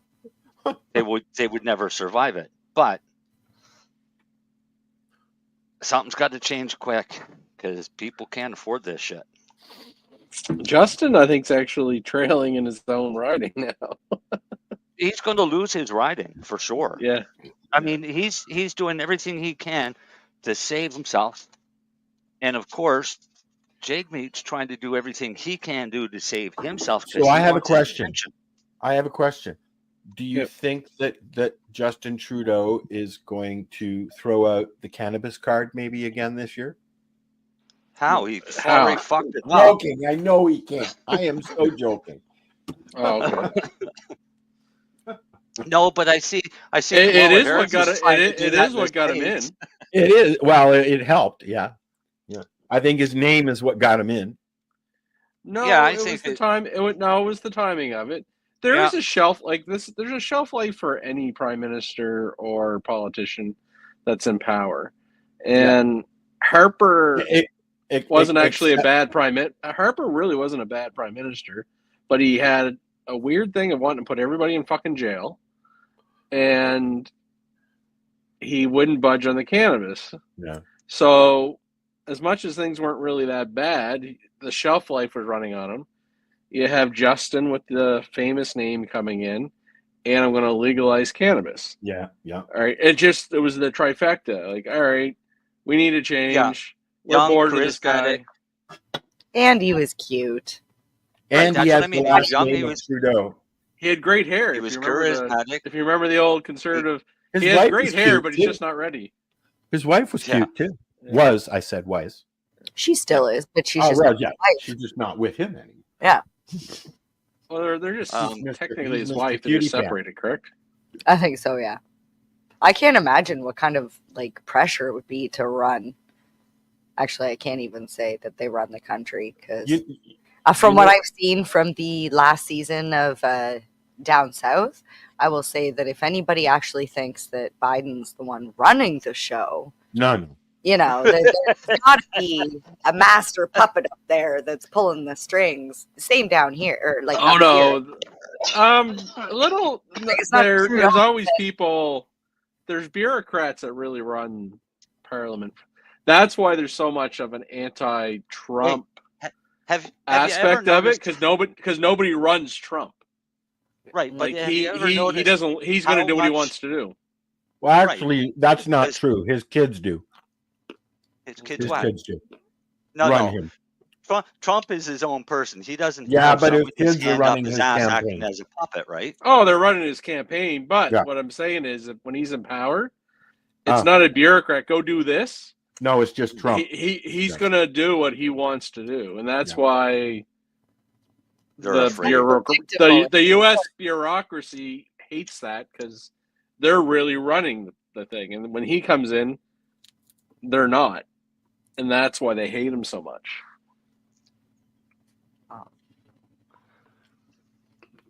It's funny. Dale's talking about the PM socks. Yeah, he did have cool socks, and then he went to multiple countries and culturally misappropriated by dressing up like it was Halloween. I need some furry hemp slippers. Hey, you said that. Where do we get those? I don't know. I have no idea. Not Temu, that's for sure. It's funny. I don't think I'd be ordering off Temu again. No. It's funny, all this cannabis or carbon crap and global warming, but there doesn't seem to be a push to do like outdoor hemp crops, things like that are known to pull carbon right out of the fucking. Now, why would they do that?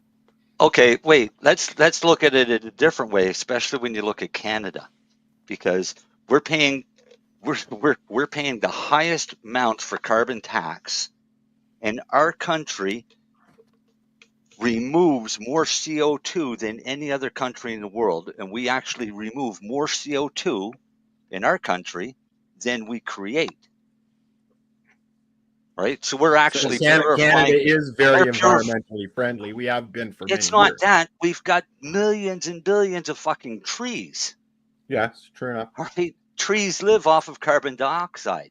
Yeah, but that's being depleted by the logging companies. Peat bogs and muskeg all live off of carbon dioxide. I got some of that up the road. Oh, we got some of that all over this country, right? So we're actually a carbon. You scared my dog yelling, Oh, sorry, but we're a carbon negative country, Yeah, we're the Is ones that really are true? paying. It really is true. We're a carbon negative country because of our forestry. I think Lenny's Googling. Yep, No, do it. I That just Google face on. no, I just didn't know. I just didn't know that was fake. Fake So Marcel what's news. the question though, Marcel? Are you wondering why we still have to pay? I know why we have to pay. What the fuck is he doing with money? Trudeau wants us to. That's Supposedly why. to fight climate change, when that's not something that can be combated. It's a natural cycle of the fucking planet. Marcel, I'm Mhm. leaving you in charge of the comments, please. Okay, thank you. He had spiffy socks. Well, no. They would have to admit that, Marcel. They're not willing to admit it. What? They're not willing to admit that he had spiffy socks? I think he had spiffy socks. What Marcel was just talking about. Oh no, they don't. If they admit it, then they have to explain why they're stealing everybody's money, right? It's their job to take everybody's money for fake bullshit claims. That's right. So Right. we're all broke and we're all starving, and we can live in a happy country. You got to remember, we live in a Now planet. down to the master, Marcel. No, but we live in a planet that's being governed by people that have no qualms of destroying somebody's life if they can make a buck. All right. Basically. The pharmaceutical companies don't cure people. They keep you sick. They treat symptoms and they make fortunes. The media doesn't supply you the news. The media supplies you the propaganda they want you to believe so that they can get more money out of you. Hey, guess what? What? If you keep it up, I'm going to make you swim with the fishes. Go for it. Bring it. Because unless people start to change. Now, Those I put fishes, a post out. is it fishes or fish? Fish. Or fish eye? There's no fish eye. There's no fishes. There's fish. It's not fishy. But now there is fishy. I found that out in high school. There is fishy. No fishies. Look at the fishies. And like Buddy Weed says, Canadian Parliament's on the standstill. Put it up on the screen. Don't read it. He's correct. People don't realize Canada's Parliament's frozen. Yeah. We Why don't have a parliament really, other than them going in applauding their own. What it is, it's related to that liberal opposite, or they want to release the names who are being caught up in the Chinese thing. No, not the pipeline. They had a Chinese influence. No, that's not in the Chinese influence. Oh yeah, no, they want the carbon tax money. No, it's the RCMP. They want the records released to the RCMP. I forgot. Right. Yeah. Because what's happened is there's a whole lot of things happening in Canadian politics. One is outside influences from China, India, etc., that have been manipulating politicians in Canada kind of got caught. Right. Some high diplomats in Canada from India got caught doing some not so legal things and got deported. And then we've got a nice corruption scandal where $400 million has been given away to liberal MP friends and family that have businesses.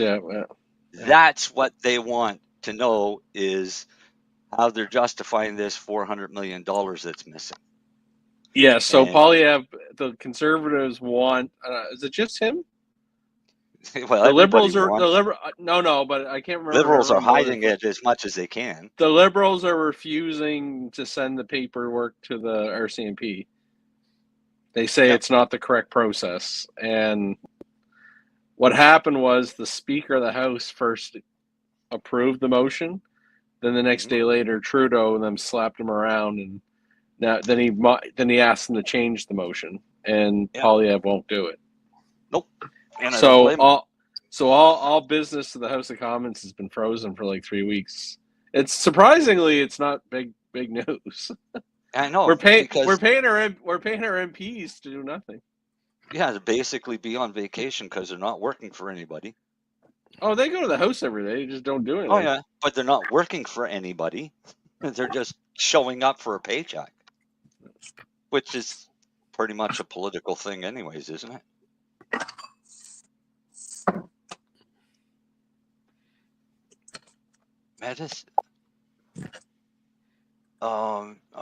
Medicine's wife had stocks in an arms company that was selling arms to Ukraine. Sticks or stocks? Mendocino's what? Stocks.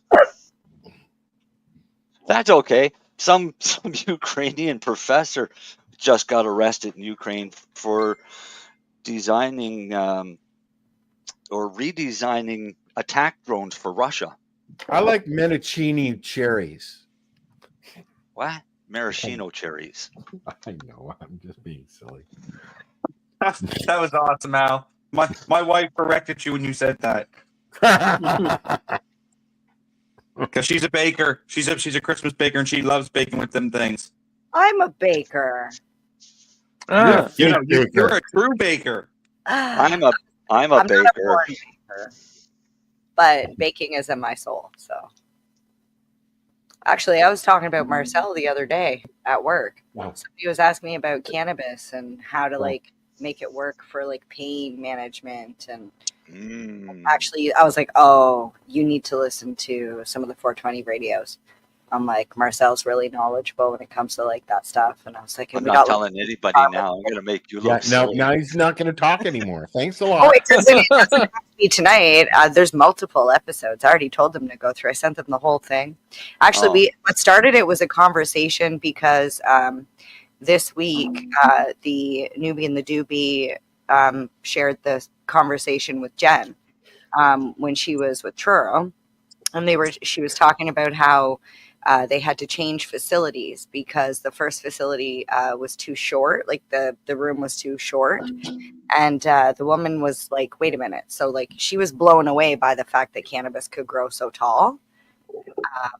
And that's why, I don't know, I think you guys see, and I posted to people asking them, like, show some photos, and thank you to everybody who posted, because those are some beautiful plants and big plants, like almost the size of the house or bigger, Lay down, please. As big as people, bigger. So okay, that leads me to a question.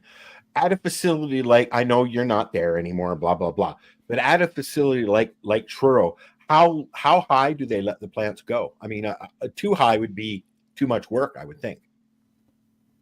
Yeah, there's a. Is there a standard? Well, there's no I mean, standard. You want to be able to reach it. Yeah, it depends on what you're growing in for a room. So if you got 12-foot ceilings, if you got 8-foot ceilings, or you're in a tiered section, so that you've got a 20-foot ceiling that's split into 2 floors, right? So it's you grow the strains that will fit for the configuration of your setup. Yeah. Right. So I mean, a lot of LPs will grow tiered grows with tabletops, only let the plants get 3 feet tall. Right? Just quick turnaround time, grow them up. Well, there's a reason I'm asking, is because I'm setting up my room, so that I want to take these things into account, right? Right. So when you're growing in a room, you got roughly an 8-foot ceiling. You're going to lose at least a foot for light, maybe more. All right. So now you're down to 7 feet. Your pot that it's going to be growing in is going to be another foot. So now you're down to 6-foot plant. That means I'd say a foot and 6 inches. Yeah. Yeah. So that means you're looking at growing your plant to about a height of 2 feet, and then turning it to flower. All right. So once your veg plant gets to about 2 feet high, then you flip your lights to flower, and that will ensure that you have enough space for the rest of the continuation of its growth. So you want at least, in most cases, you want to have about 4 feet, 5 feet. Ow. Yeah. Well, you got to look at, most strains will grow 2 to 3 times as much of their vegetative heights during flower. Mine, the 2 CBD plants in the greenhouse were hitting the roof at 6 feet. Yeah. But in the greenhouse, you don't have that option of forcing them to flower. So you're kind of limited to the sunlight, right? In So you can your start room, the minute they get to that certain height that you want them, you just trigger them and they start, and you're not waiting like you have to do in a greenhouse. exactly. Yeah. Then is you there have a way to you force have that outside? you have control. But if you start that plant, all right, inside, and Yeah. as soon as it starts to veg, right, meaning that as soon as it's got 4 sets of leaves, you cut the top off. Yeah. Right? Branch it out. So now you have 4 branches. Try and cut those 4 off. Then when you flip it, start training it to veg out to cover scrog net. Right? And then you'll have more branches, more colas coming up through the top. But all your uniform height. Interesting. Or close to it. Yeah.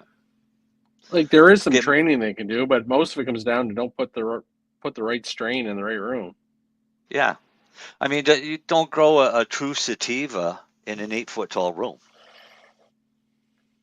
Because your rate of return is going to be very low because it hasn't had enough time to stretch and veg.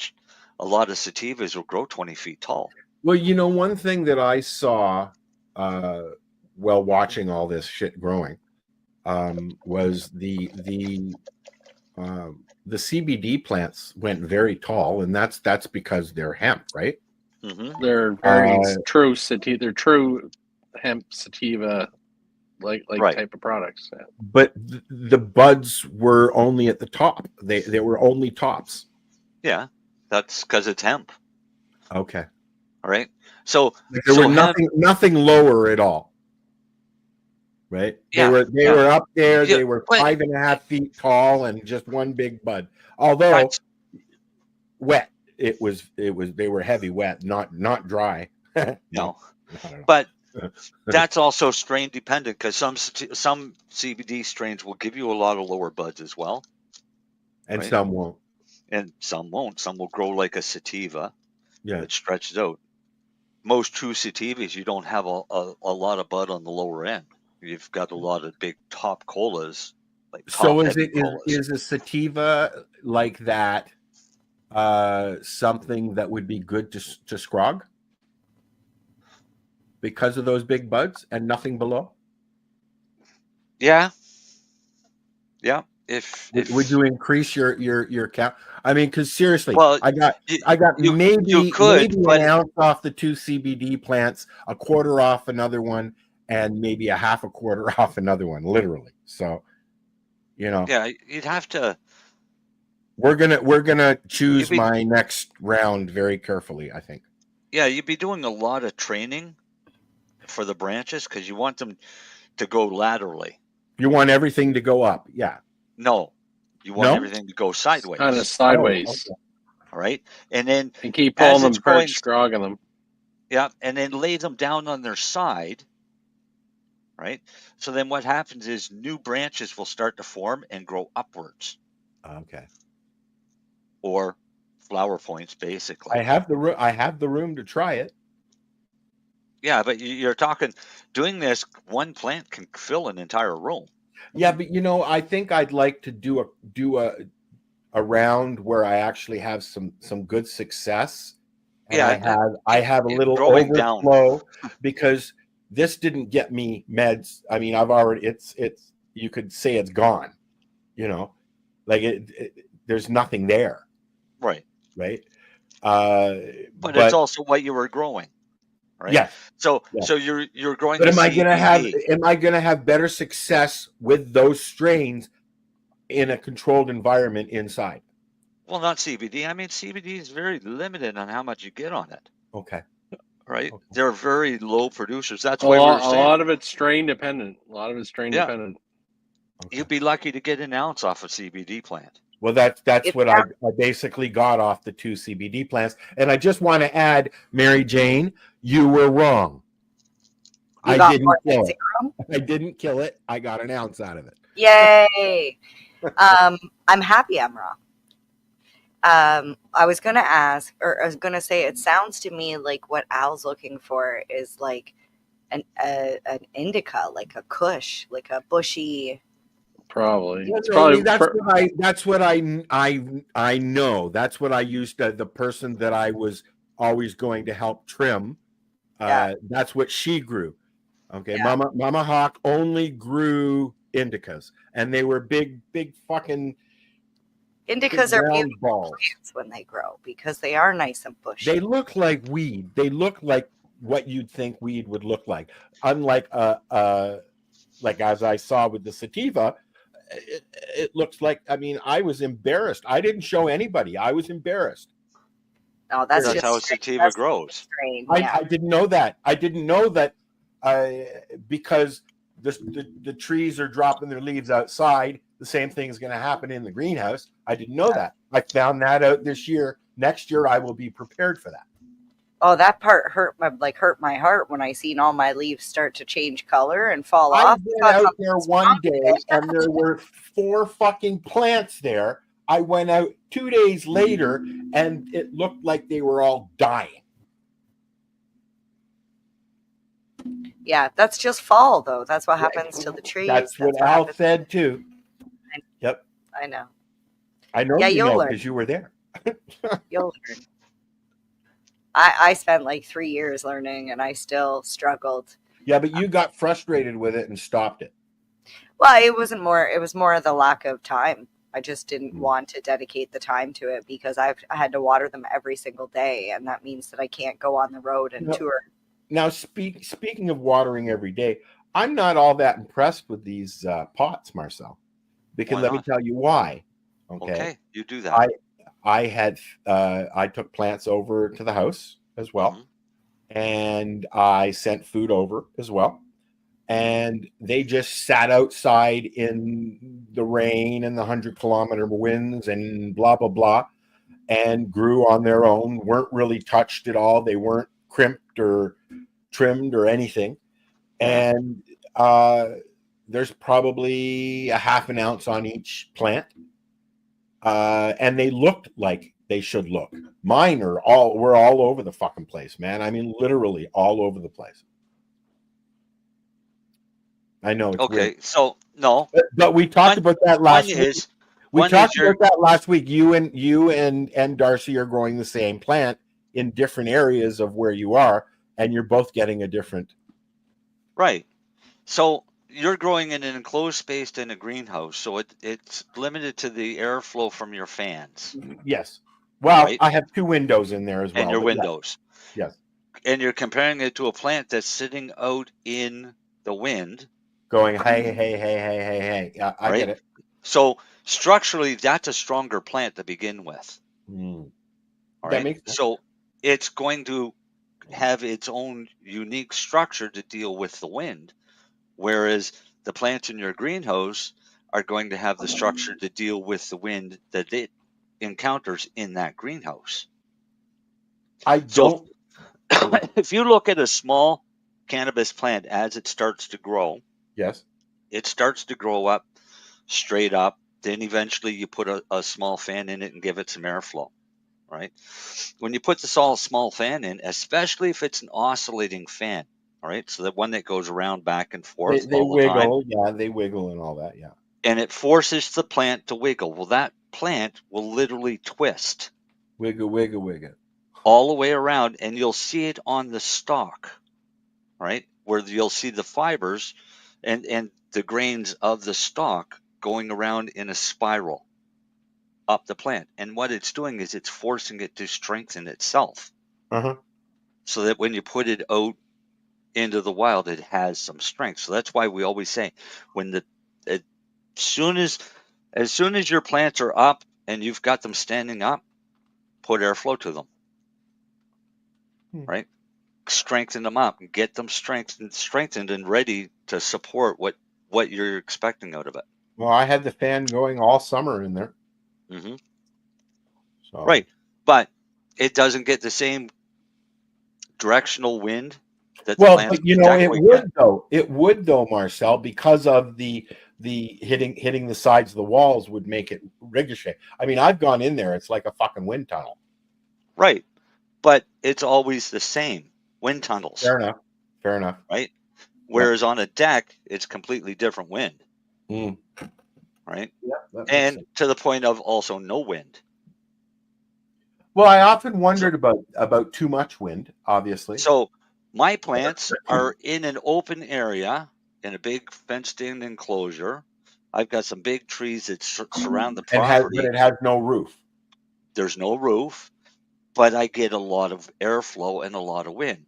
Darcy could take the same plant, same feeding schedule, same everything, and where he's located right in town, he doesn't have the wind that I have. So our plants grow completely different looking, even though they're the same plant. It makes sense. They taste the same. Do they? Yeah. But Tracks the every same. plant is different, though. Right. So what did Jessica say there?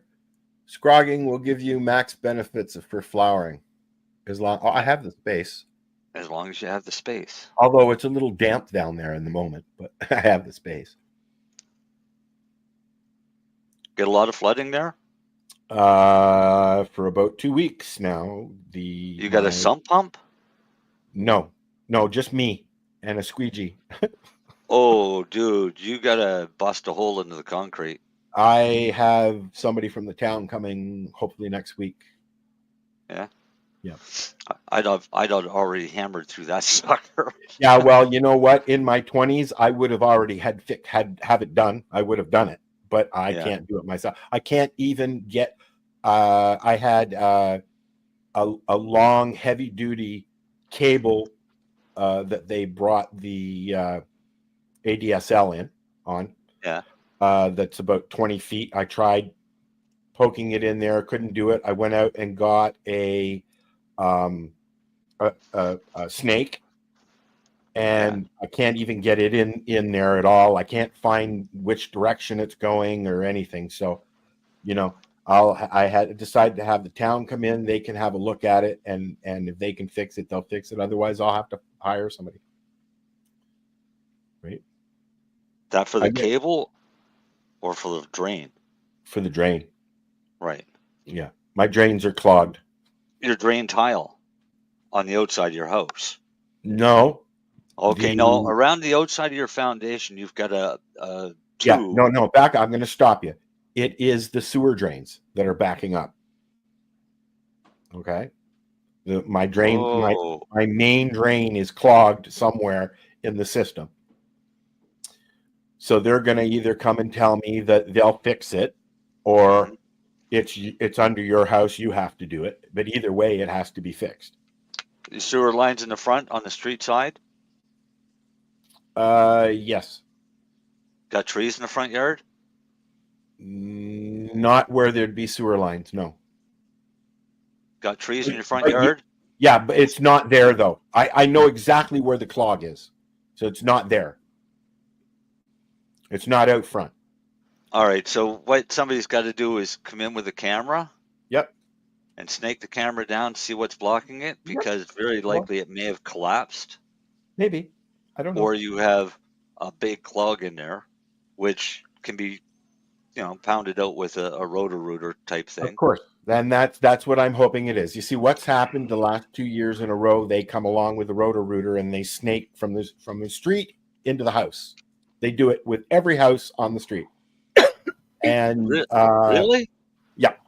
Well, it's a small town in the middle of nowhere. But anyways, so last year, I don't know if you remember me talking about this, I had just had the house cleaned because my sister was coming, and then all of a sudden they rotored the sewer lines, and it shot up because of the air pressure shot up out of my toilet. Well, this is why I don't know why they would do it from the street, not from the house. This year, I've got the clog. So I'm thinking it has something to do with this. I'm hoping it has something to do with that. But, we'll find out when they come. Because I'm at my wit's end with it. I tried and I can't figure it out. Yeah. So in my prime, though, I would have busted open the fucking concrete and put a new pipe in and voila.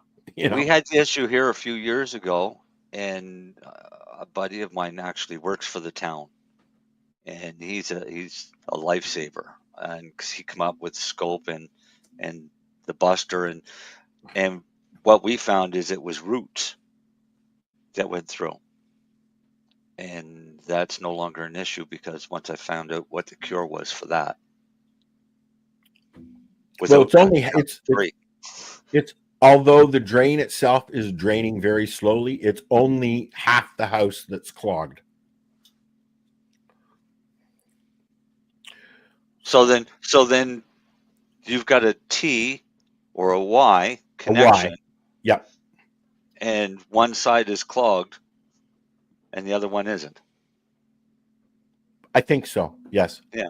So it's going to be the part that's clogged goes right into the stack, like into the main pipe, though. So I'm assuming when they blew the lines last time, some crap came up and clogged it more than it was. So when they blew the line, you said it blew up the toilet? It came up the toilet? No, last year it blew up the toilet. This year it came up the drain and the floor downstairs in the basement, and sprayed all over my furnace and everything. Well, welcome to the 420 radio show, by the way. Yeah, it's a pretty shitty subject. No, because last year when they did it, it should have come up through the floor and the toilet both. Well, it may have, but I didn't notice what was going on down in the basement because I wasn't going down there very often. But because I was drying down there, I was down there every day, and I seen, I'm like, what the fuck? And then I seen noodles. I'm like, why would there be noodles here? You know what I mean? The dog. Worms from the dog. No, it's not from the dog. The dog doesn't go down there. Nobody goes down there but me. But anyways, I got somebody coming. Hopefully they'll be able to fix it or at least point me in the direction of somebody who can, because this is getting very annoying. I can't. My washing machine is half full of water. My dishwasher is half full of water. So, anyways, yeah. Welcome to my shitty life. Welcome to the Great White North. Yeah, man. I'm just worried things are going to start freezing. That's all. So I figure we better get it done now. Right? Yeah. We've already had snow. I woke up to snow the other morning. I'll pass on that. It didn't stay on the ground or even on the rooftops very long, but there was snow. You could see it. I haven't walked out and gone, oh fuck yet, but it's coming. It is coming. Winter is. Did you get snow already? Us? No. Cape Breton did. Antigonish and Cape Breton had some. Did Antigonish get some? Alberta got some. Did you get any snow yet, Mary Jane? Hell no. No. Al's still got his plants out, he said. I'm surprised. It's like I woke up this morning, it was fucking -7. There was frost on my window and everything. Al's still trimming away. Yep. I'm done. Harvesting. Let's get back to Buddy Weed's question. How'd everybody do on harvest? I already answered that question. I'm not repeating. I know you're not happy about your CBD plant, but I mean, I know you had other plants, didn't you? And I gotta say, well, yeah, and the two smaller plants, they're gone already. You didn't even cure them? No, they were cured. The northern lights, I got maybe a quarter out of it, a quarter ounce. The Pineapple Express, about the same, maybe even a little less. It's the two CBD plants that I got about an ounce each off of, and that's curing. The CBD stuff is curing. Mm-hmm. So I pulled the two plants out a while ago, dried them, and then put them into bags, and they were just sitting in the closet, kind of thing, for a little while, right?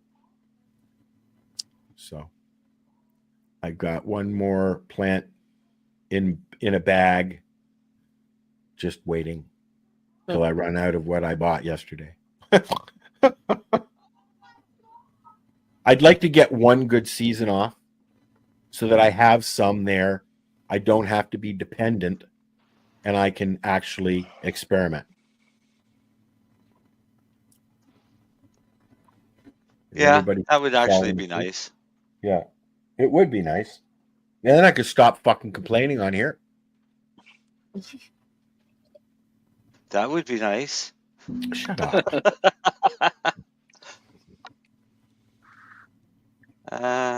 I'm just looking at our temperatures for the next week. Oh, we're gonna hit minus numbers. It's -4 right now outside. It's 8 degrees outside right now. Yeah, it's Yeah. -4, 78% humidity. Rosalie, lay down, please.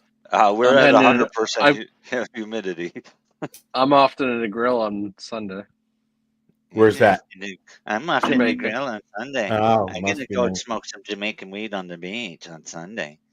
Now, here's I the don't question: know. Are you Awful lot of rain. will Yeah. you I might be fucked. you'll be able Actually, to smoke go there? look.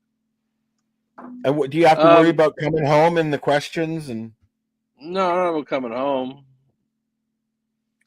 No, it's just going there. No, that's America. Oh yeah, you don't have to go through the states, do you? So you're going direct right from Jamaica to Canada. Fuck them, fucking Americans. Sorry, I'm Halifax, Toronto, Jamaica. Yeah. I still can't bring it with me. No, but it's how hard is it to get weed in Jamaica? Come on. Oh, it won't be that. It's just I don't know how good it'll be. Get off the plane, go outside, stand out front, hail a cab, and go weed. My forecast, unfortunately, looks like there's quite a bit of rain. So I hate that. We went down to the last time I've been pretty lucky over the years, so I really can't bitch. We went to Florida 2 weeks after one of the big hurricanes, the really, really big one, Sandy, I think it was. And the beaches were still messy. The pools were off. The heaters were off. There was nobody on the beaches. It was very deserted. Yeah. But have fun. You have fun down there in Jamaica, smoking weed on the beach. Yeah, having drinks, playing In the cards rain. if it's raining. Whoopity-doo. I'm confused. Can't rain all the time. Rachel says hi, MJ. I see in it. Hi, Rach. I think you implied that the weed was going to be shitty, possibly in Jamaica. Was that true? Very much possible. Yeah. Really? Wow. It can be very Canada's down there. Canada's the best weed in the world. And now, okay, I'm glad you said that. Marcel, look in our chat. You'll see an article that Darcy posted about. I know. I made Darcy post it. I shared it to Darcy. So why don't we talk about that? Because that's pertinent to what Lenny just said. Well, of course it is. Probably why he said it. He's baiting us. He's baiting us. Hang on, let me grab it. He's doing a plan. No, I'm not. I stand by it. No, Australian cannabis. While you're looking for that, Marcel, I just want to say kudos to you for the bulletins that the information bulletins that you've been putting out through Optimus. I really thought that the one about rosin and resin and that was bang on, and thank you for that. Because I have questions like that all the time, and you don't see anybody in the cannabis world giving us that fucking information. I am going to take zero credit for that. That's my buddy Chris doing it. Well, thank you, Chris, for that. Do some more, please. Yeah. So Chris is an engineer, so he's very inquisitive, and he finds really cool articles. He's a curious guy. Like he wasn't always a cannabis guy, so sometimes articles by non-historic cannabis people are better.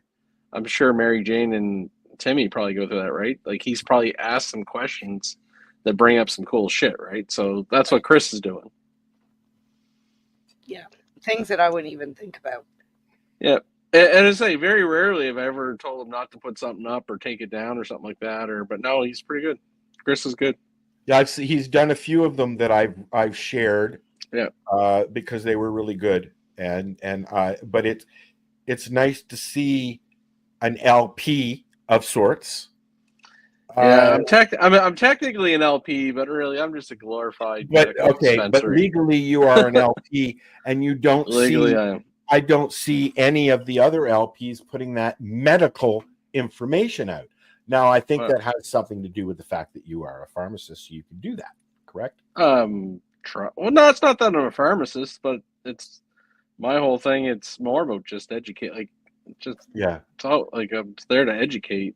But help. Tweed isn't doing that. No, they're brand promotion and whatever. That's You know what I mean? Like, yeah, they're going after the brand and the buzz. So what Optimus is a true medical cannabis dispensary online. That's correct? that's technically legal, yeah. But in Health Canada's eyes, I am an LP.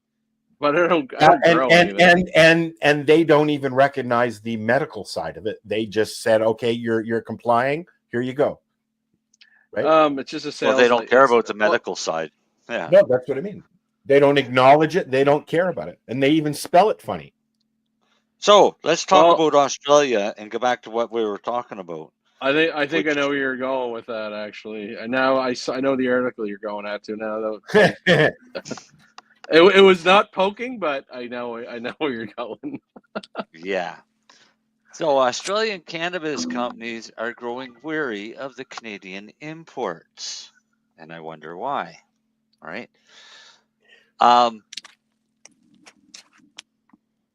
What the main frustration is right now is Canada has a surplus of cannabis that they're literally dumping onto Australia. And Australia does have growers, and the growers are upset because what's being imported is much lower quality with much fewer checks on quality than what's produced by Australian companies. This is what they're saying in Australia. That's this one company. I read the article, and I've exported to Australia, and honestly, this is another Australian company that grows, and they said all the local. I shouldn't say all. That's not a fair statement. The majority of the local stuff is dog shit. I'm sure they're going to get better over time. But here is why the product they're getting in Australia is kind of shitty, because they don't want to pay the money. Right. You're not going to get you're not going to get Trip Quad Plus stuff for fucking $1 fucking a gram. So that's the problem with Australia. And that's the problem. That's going to happen in Europe as well. All these exporters. It already has. It happened last year in Israel. It's the same in Canada. It's like, I gotta get it cheaper. I gotta get it cheaper.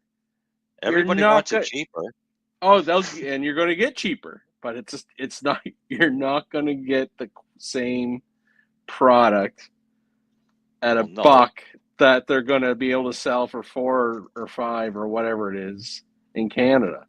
So my dad told me this years ago, and he's not the wisest guy in the world, but this one he's right. You get what you fucking pay for. Well, yeah. And that's what's going on with these LPs. In the cannabis world, it's never been really that way. And a good example is the difference between sativa and indica. Because sativa and indica, for years and years and years, were the same price.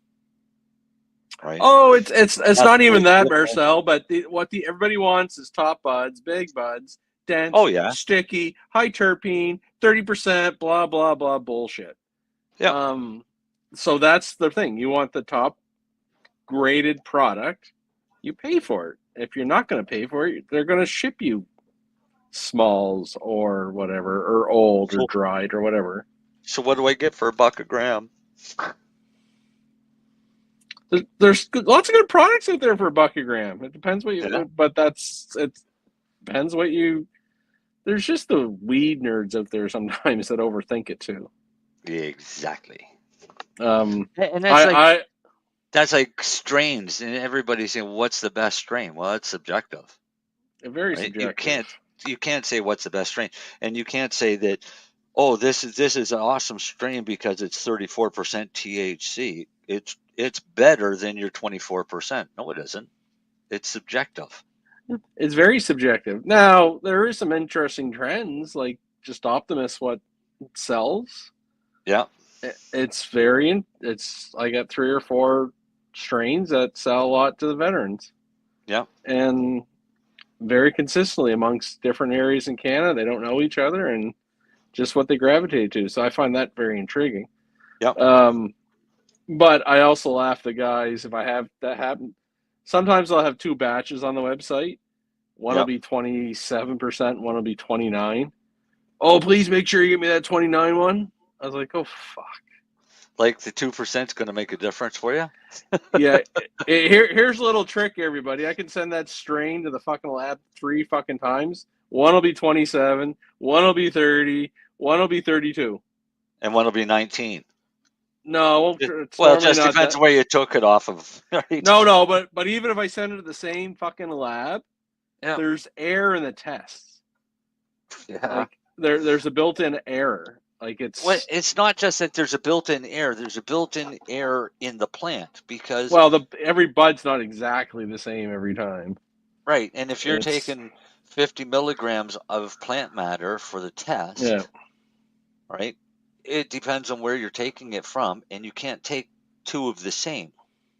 Oh no, You'll but never just get in 2 of the general, same. every time you send a sample, it's gonna vary a little bit. Yeah, like you're right. Top plant, bottom plant, there can be a significant difference and whatever. Yeah, so that's why what I've always done is I've always done 3 tests. Like on the same plant, I've done 3 tests, and then I'll take the average and say, okay, this plant's 24%. Well, even still, I could fucking blindfold everyone and give you 5 fucking joints of the same fucking strain. Which one was the higher THC one?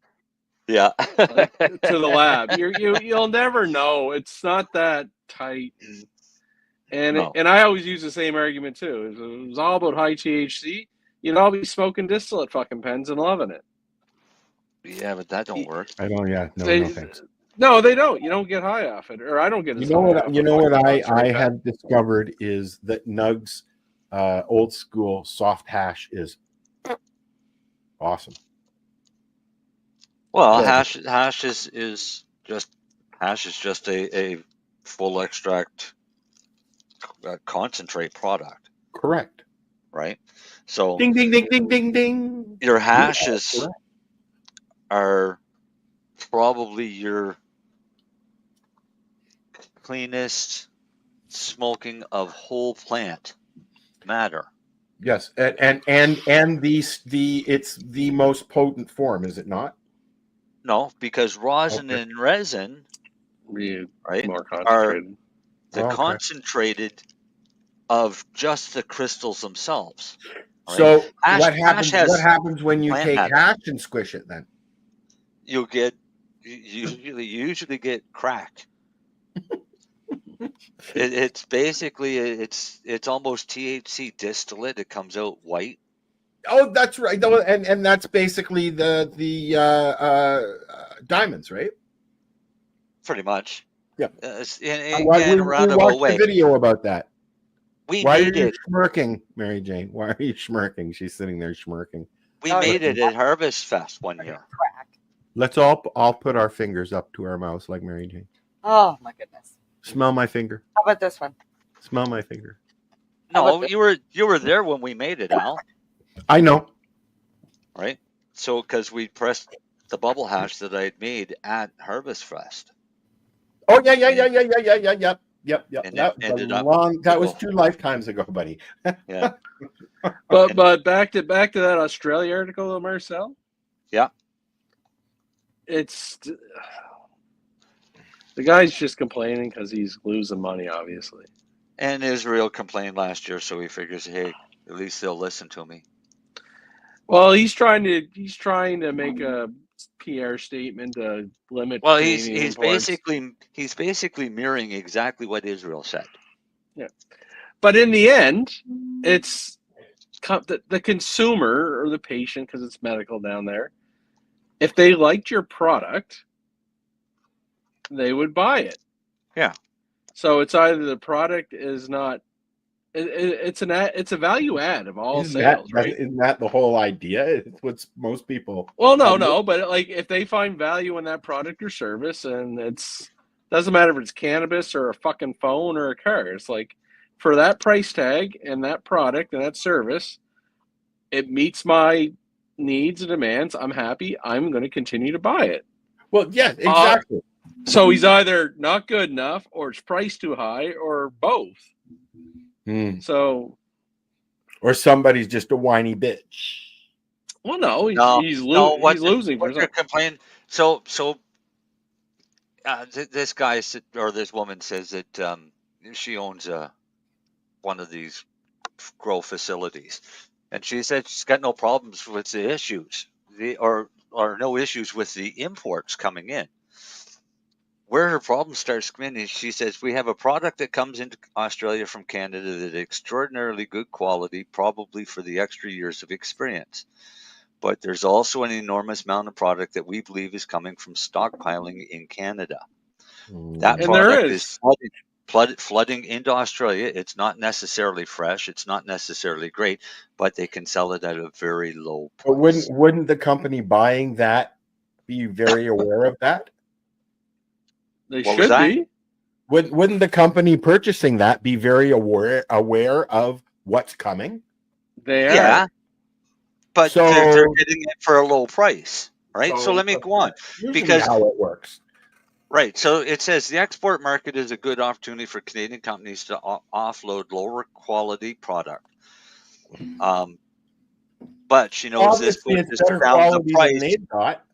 It pushes down the price in Australia, just as it has in Canada, right? So while growers in Australia could get around $6 a gram wholesale, in 2023 she had to drop the price to around $4 to $4.50 a gram as a wholesale price. So that's their issue is if they can bring it into Australia and land it into Australia for $2 a gram, then they can easily disrupt the entire Australian market. Right? Because they can sell it for $2.50, $3 a gram and undercut literally everybody. Well, I mean, I do see the prices coming down here, right, at the legal store. I mean, I can get 2 grams of hash for $28 plus tax. I can get 28 grams of what I'd say is, it's a nice sativa for 100 and I think it was $120 or something like that. Where just 2 years ago, you could only do that if you went to a place like Canna Cabana. This is just at a regular store in the middle of nowhere, right? So the prices are coming down. You're going to see them go back up eventually, though. Well, it's just like gas. Yeah. It's going to go up and down, right? Australia is doing the same thing as Canada. Some asshole undercuts the next guy, and then some other guy undercuts the next guy, and they become the Costco business. But they all suffer. Down. It does bring the price down overall, though. It brings the price down overall, but then they start crying. It's like none of us are making money because you all fucking dropped your shorts. Yeah. But for the consumer, it's good. Oh, for the consumer, yes and no, because the consumer sometimes going to get dog shit weed that they thought was better. Yeah, because they keep trying to bring in cheaper. We don't have res stores here, Dale. We have none up here at all. Like Mary Jane can go to Alderville or Tanganega and get a $25 ounce. Yeah, and it's not bad. I've had it. 40 now. Are they up to 40 now? Yeah. Well, I mean, if you think about it, it's almost harvest season. Yeah. So next month it'll be down. Everything will be back down. It'll go back down. You can get 5 ounces for $100. Yeah, I was going to use gasoline as an example. All summer long, it was like 154, 152, 153, and then as we got to the end of the summer, it went up, and it's been 168, 169, and sometimes, but now we're getting into the holiday seasons. It's going back down 154, 155. So it's like weed. It goes up and down by need and want, right? And I think that they need, if there's that much of overgrow in Canada, then they need to figure out a system where they can offload that at a price that's very good to the consumer. And then they don't have to listen to other countries bitch and complain that our weed is better and we're going to steal all their fucking business. Right? Why aren't they putting that into the market? Selling it. They want to get rid of it anyways. Why not sell it to us for $2? Do you know what I mean? It's already out there. Can we play a YouTube video, or will we get in trouble? Oh, we'll probably get in trouble, but if you want to play it, go ahead. Is it news? Yeah, we'll get in trouble if it's news. No, just go ahead. Go ahead and play it. It's from Dr. Jack Has Your Back. Okay. And it's about the dangers of Delta 8 THC and why you need to stop taking it immediately. I think I've seen that video going around, actually. Yeah. Go ahead, play it. And that'll give us a little break. How long is it? 8 minutes and 24 seconds. There you go. There's our break. But let me play a little thing there, and you can load it up. Or you want to give me the thing, and I'll do it? Here, I'm going to give you the link, and I'll let you do it. And you've got control to it. I have control. Darcy's rebooting something. Yes, I saw that. Yeah. That was 20 minutes ago, though. Oh, was it? Yeah. It just popped up on my screen. There you go. You going to send me the video? I put it in the chat. Oh, in our I'm not on there, but okay, I'll go in there. Well, hang on. Let me. No, it's okay. I got it. Now I got it. I gotta load it in here, anyways. Yes, I saw this video. I saw that video. Did you play it? No, but I saw it, and I think it was one that I may have even shared. Hold on a second. Just give me 1 second, please. Hold, please.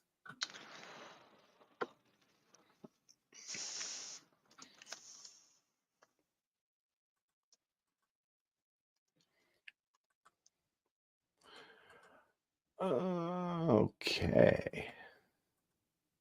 All right. I have this loaded. We will be right back after this video.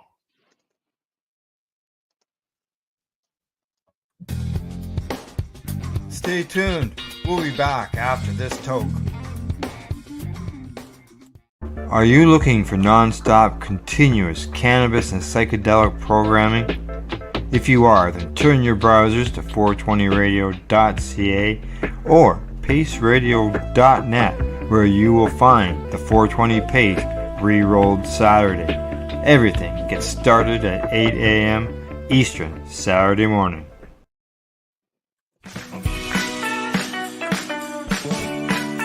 Hi, I'm Timmy. And I'm Mary Jane. He's the newbie. She's the doobie. And this is the show where we toke cannabis. Talk. From both sides. Is that even possible?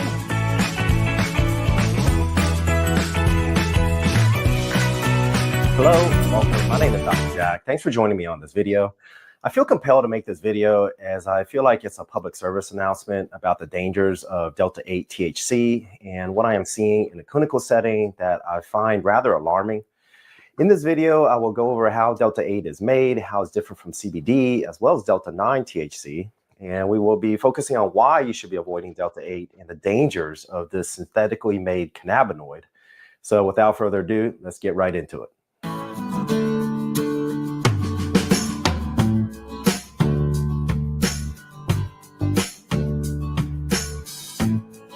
All across the United States, Delta 8 products are showing up all over various stores like vape shops, grocery stores, and gas stations. It comes in many forms like gummies, tinctures, and vape cartridges. In the clinic, I'm seeing many patients starting to take Delta 8 THC for things like anxiety, sleep, and pain relief. However, they do not realize the dangers of what they are consuming. Delta 8 is jumping on the popularity of CBD, but it is vastly different from CBD. Where CBD does not get you euphoric or high, and Delta 8 actually does, much like Delta 9 THC, which is the typical cannabinoid that people think of when they think of marijuana. It's worth mentioning that CBD is also produced in a vastly different way, which makes it safer if done right with methods like CO2 extraction. So let's compare Delta 8 to Delta 9. You see, Delta 9 and Delta 8 both bind to the same cannabinoid receptor that I've talked about before, the CB1 receptor. And if you're interested in how CBD works, then check out this video linked above. However, Delta 8's binding affinity, or how strong it binds to the receptor, is less compared to Delta 9. This may explain the milder experiences reported by Delta 8 users, hence leading to its other names such as marijuana light or diet weed or the nicer younger sibling of Delta 9 THC. And in this study, 71% of participants reported a lot or a great deal of relaxation, and 68% said that they had euphoria. More than 50% had pain relief from taking Delta 8. However, they still reported the same issues as with Delta 9 THC, like having a lot of issues concentrating and having skewed thinking. However, less anxiety and paranoia were reported than with Delta 9 historically. Overall, Delta 8 seems to just have a better side effect profile compared to Delta 9. This is the world's first reusable cotton swab. It can remove up to 10 times more earwax. Latest studies show that traditional cotton swabs are not good for your ears. There is even a warning on the box telling you not. Who has taken this stuff? Believe it or not, I'm seeing many older people looking for Delta 8 THC, and they are looking to it to basically soothe pain while avoiding opiates and the euphoric effects of marijuana. It seems that the older generation in particular do not like the stigma of marijuana, and they feel that since Delta 8 is labeled differently, that it is somehow okay or better to take. So all of this sounds pretty benign, right? So what's the danger involved here? What led the CDC in September of 2021 to issue a warning, followed by the FDA doing the same thing? According to the FDA, between January 2021 and February of 2022, there were over 2,300 reports of Delta 8 THC poisoning. 2/3 of the cases required admission to the hospital, and 1 in 10 cases needed admission to the intensive care unit. 40% of cases involved children and teenagers. This is likely due to the attractive labeling of a lot of Delta 8 products, like a bag full of colorful gummy bears with no child safety measures on the packaging, nor warnings on the packaging neither. The problem is that there is no oversight on what is exactly within these products once they hit the shelves. A study published in December of 2021 looked at 27 different Delta 8 THC products and found that none of them had the amount of the Delta 8 listed. In fact, there were considerable amounts of Delta 9 THC found within those same products. Not only that, but they also had harmful byproducts like heavy metals, lead, and mercury. In an independent analysis of 51 products by CBD Oracle, which is a cannabis consumer research company, 77% had less Delta 8 THC than advertised, and 3/4 of the products had higher THC levels than actually permitted by law. Common adverse reactions include hallucinations, vomiting, anxiety, tremors, dizziness, confusion, and loss of consciousness, with children at particularly high risk. And I was actually reading an article where there was actually a 4-year-old who got a hold of the parents' bag of Delta 8 THC gummies and apparently ate the entire bag. And the child ended up having seizures and unfortunately did not make it. So this is very dangerous stuff. Delta 8 THC is made in the lab. It is not extracted from the cannabis plant the way CBD is, typically through a safe and clean manner like CO2 extraction. And for the sake of staying on topic here, we won't get into the weeds with all the processing or with all the different processing options when it comes to cannabis. Perhaps we'll do that in a separate video. You see, Delta 8 THC is made synthetically from hemp extracted CBD. Delta 8 is a naturally occurring cannabinoid within the cannabis plant like CBD, Delta 9 THC, CBGA, CBG, CBN, and the over 100 other identified cannabinoids, many of which I've talked about before. However, it is considered a minor cannabinoid, meaning that it is not present in large amounts. Delta 8 THC is not present in high enough quantities within the cannabis plant to make it profitable enough to extract directly. With the boom in the cannabis industry, both CBD and Delta 9 are very prevalent and abundant. Producers are capitalizing on all of this as Delta 8 is more profitable than CBD, but avoids the legal ramifications of Delta 9 THC.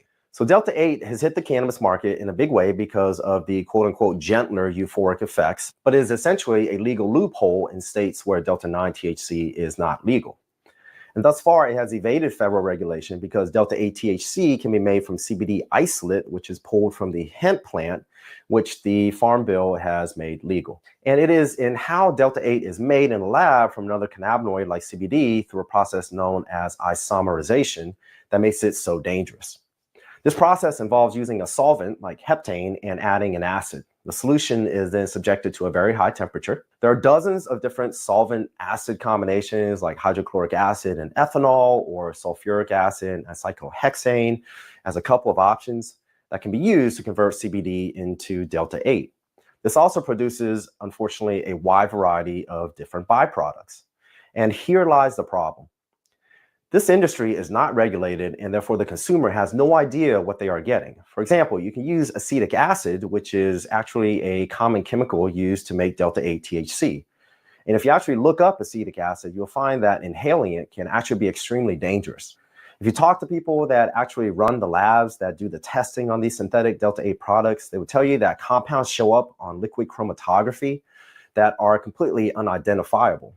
Meaning that after this chemical reaction used to make the Delta 8, there are byproducts there that these labs cannot even identify. And this exact product is making it into the store shelves and into your body. There are also concerns involved with how they are labeled. Some Delta 8 products are simply labeled hemp, which is obviously misleading, as hemp has historically been reserved for products that have no euphoric effects.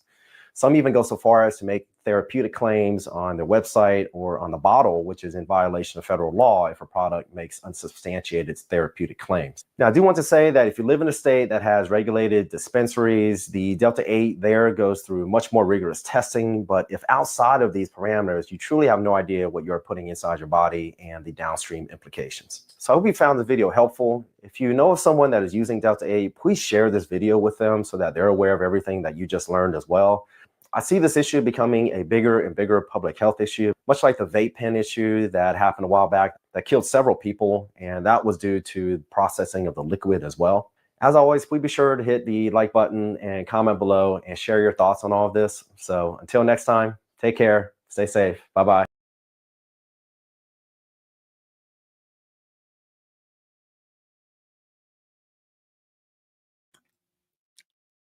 We're all muted. I'm unmuting everybody. Oh, there we go.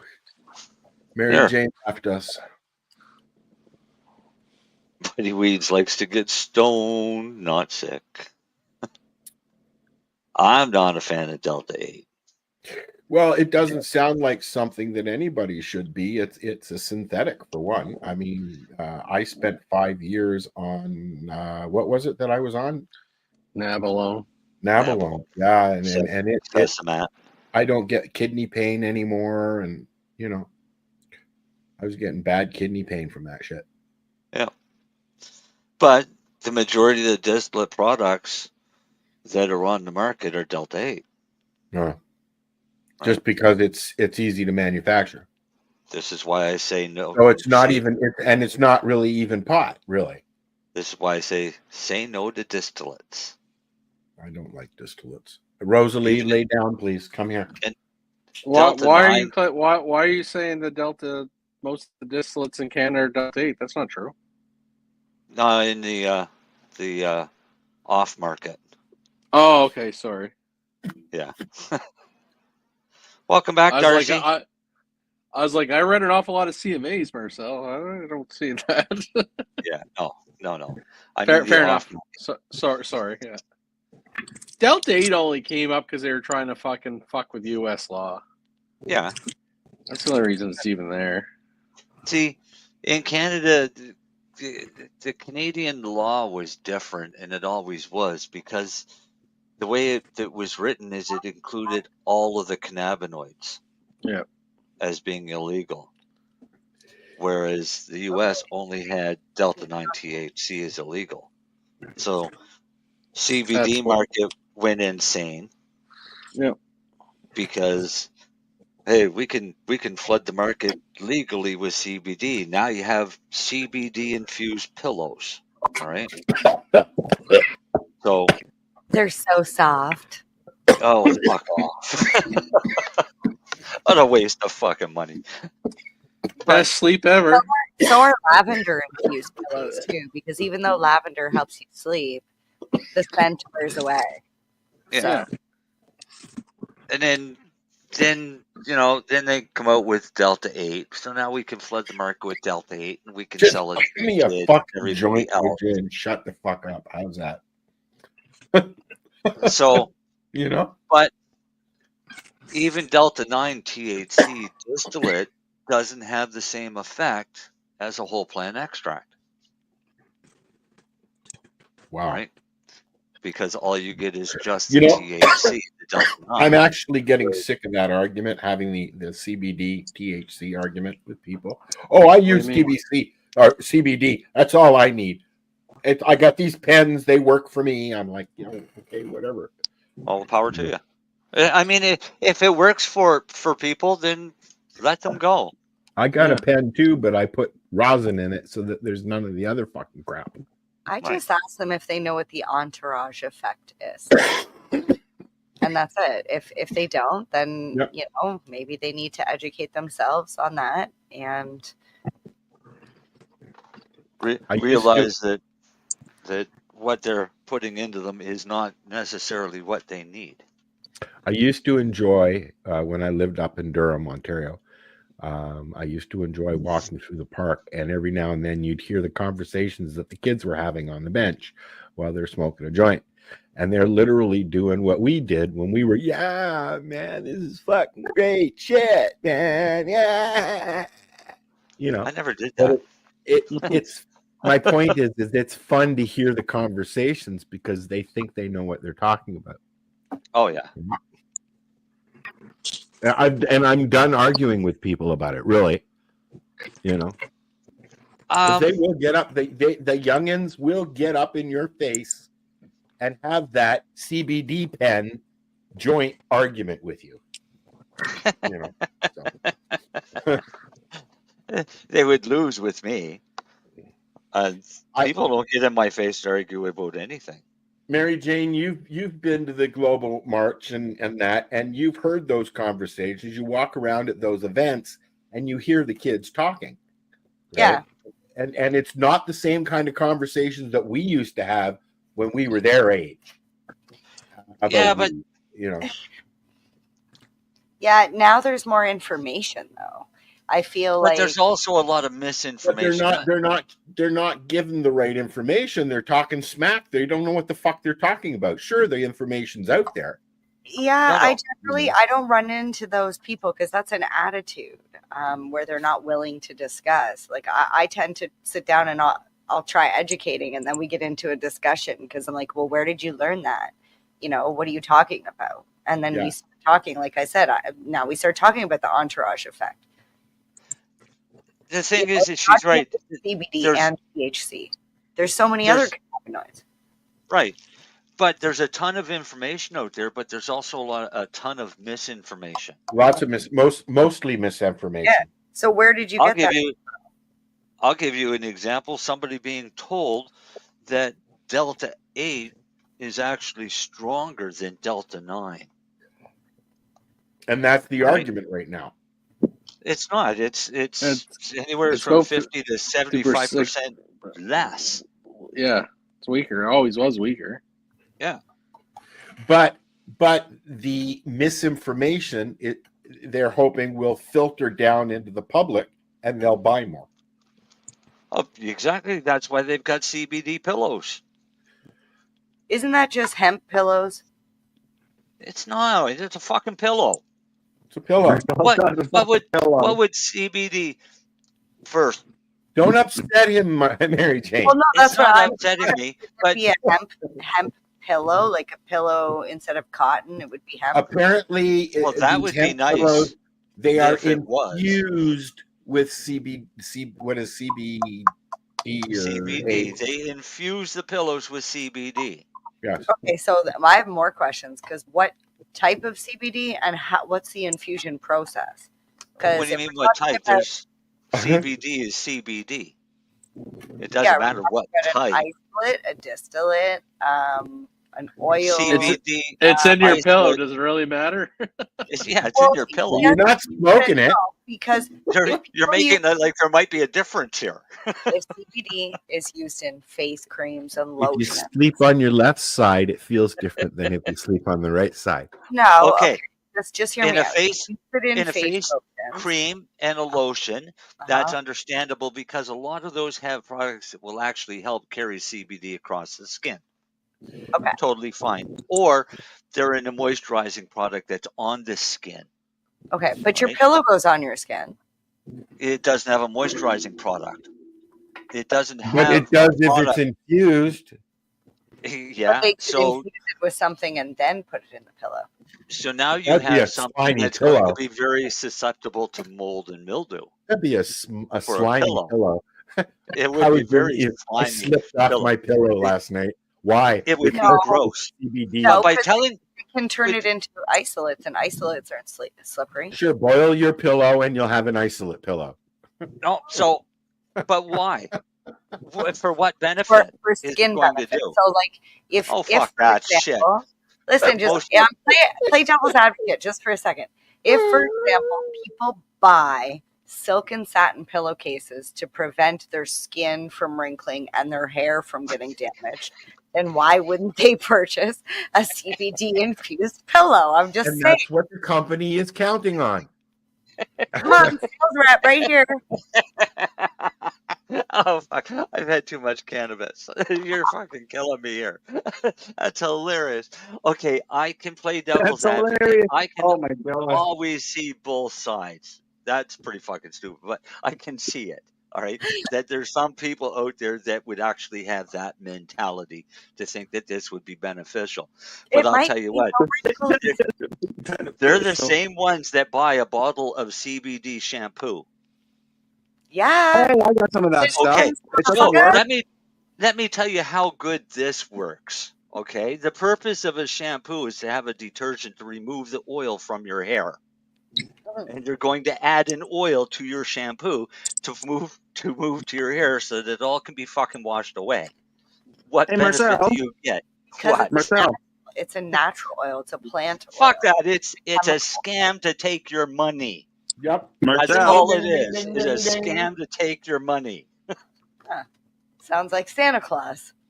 Or Valentine's Day. I've had people come to me and say, well, can you design me a shampoo, medicated shampoo?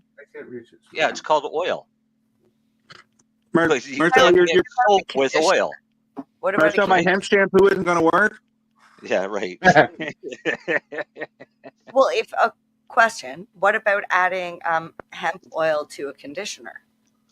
That would be beneficial. We've had this conversation before. Yep. Because conditioner doesn't have a detergent in it. So it'll bind to it. So it will infuse to the hair. So what is the benefit of putting cannabis in your hair? None. That's not necessarily true. What? No, your scalp is going to absorb. That's what I'm talking about. Right. Like dandruff your and scalp. psoriasis. But your hair itself, other than the hair, nothing. What if it's split ends? Like women purchase VO5 hot oil and do a hot oil treatment on our hair. What if we just did that with cannabis oil? Oh, maybe. I don't know. Make your hair change. I'm not saying I'm trying it to get high, to absorb through get high. I'm just saying. I think you should try it one day on the show. Well, I'll tell you what. I do. Let's look at what's the price of a small bottle of Moroccan oil for your hair, argan oil. I don't know, but I would be making my own oil to do my hair. But just wait, is it $25 for a bottle? A small bottle? How much cannabis are you going to put into a bottle of oil to put on your hair? Excuse me, gotta scream with my dog. You could take scissors and just snip them off. I mean, If sort I that's cut just all my split ends off, I'd have no hair, Marcel. I'd literally have no hair. She says as she licks her joint. Your split end isn't a result of a faulty I hair. It's just I have the one end big of the split hair. end. No, it is. It's due to bleaching. You're lucky you're not bald because that can happen from bleaching. I know. That's why I get a Right? professional to do it. Right. But even then, I can laugh. Years ago, I lived with a girl. She had a kid, or she had a couple kids, but the one kid was a teenager and he had this girlfriend. And the place we lived, we had an in-ground pool, and we weren't home.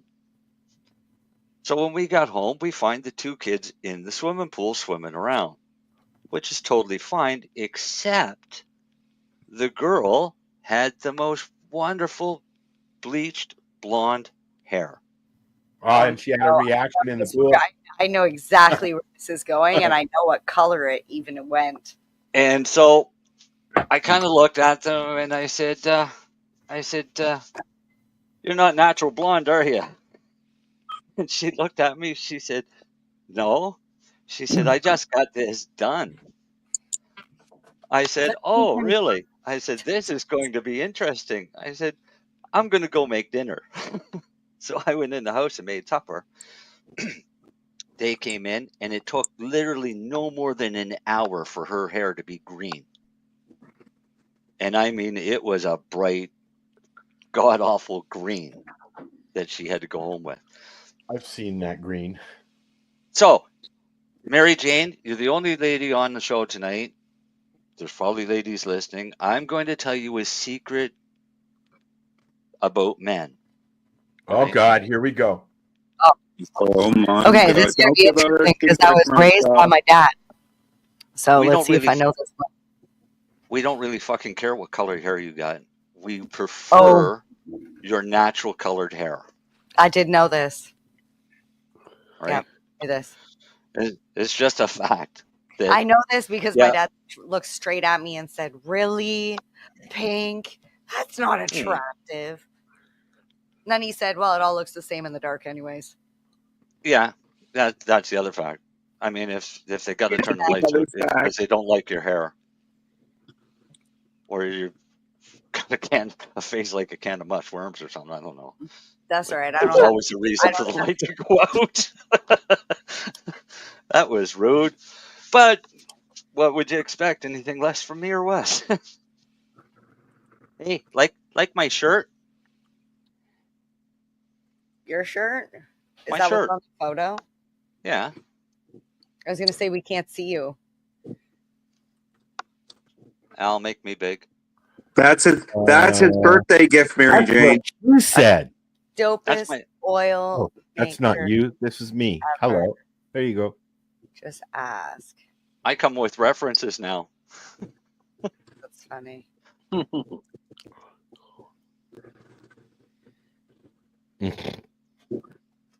Yeah. So yeah, I come with references. Yeah, Buddy Weeds has it. Greasy leave-in conditioner, like an argan oil. You could just take an argan oil and infuse it with a bit of cannabis oil, if you wanted to try it. I was just going to use some of my grapeseed oil. You could do that. You know, I already got that infused for my bath salts.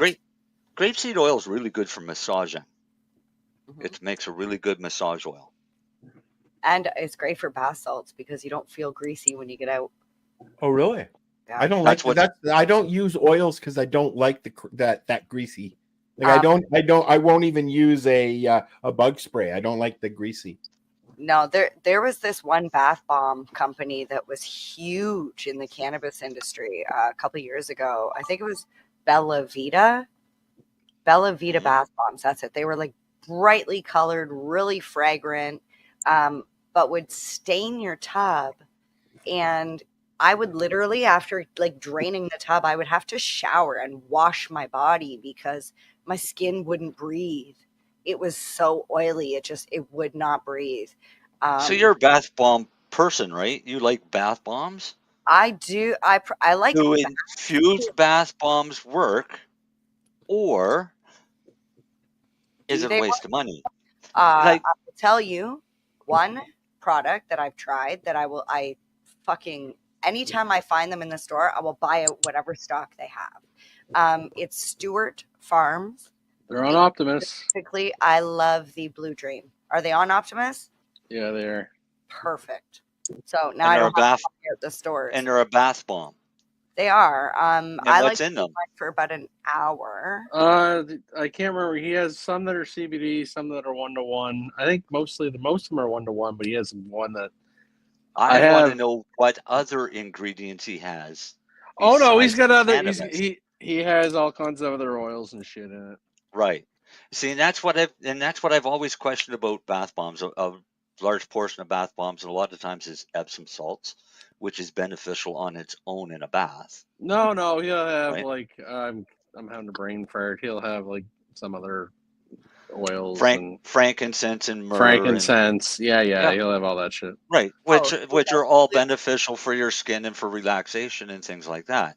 I Right. pulled So up their website. The Blue Dream has black pepper, frankincense, and lemongrass as well. So those are the three. Yeah. We don't. But sell I've always a lot questioned. of them, but the people that buy them like them a lot. Yeah. I See, think I've not always. people know about this one. What I've always questioned is the efficacy of having cannabis, such as CBD or THC, in a bath in such a small quantity, such as a bath bomb. I do know that the Stewart Farms people say to get the true benefit of their product to soak for like an hour. That's what it says. That's now. Are you Epsom salt's the same thing, though. Yeah, but are you? I'm with Marcel, and again, I know Tanner. I like him.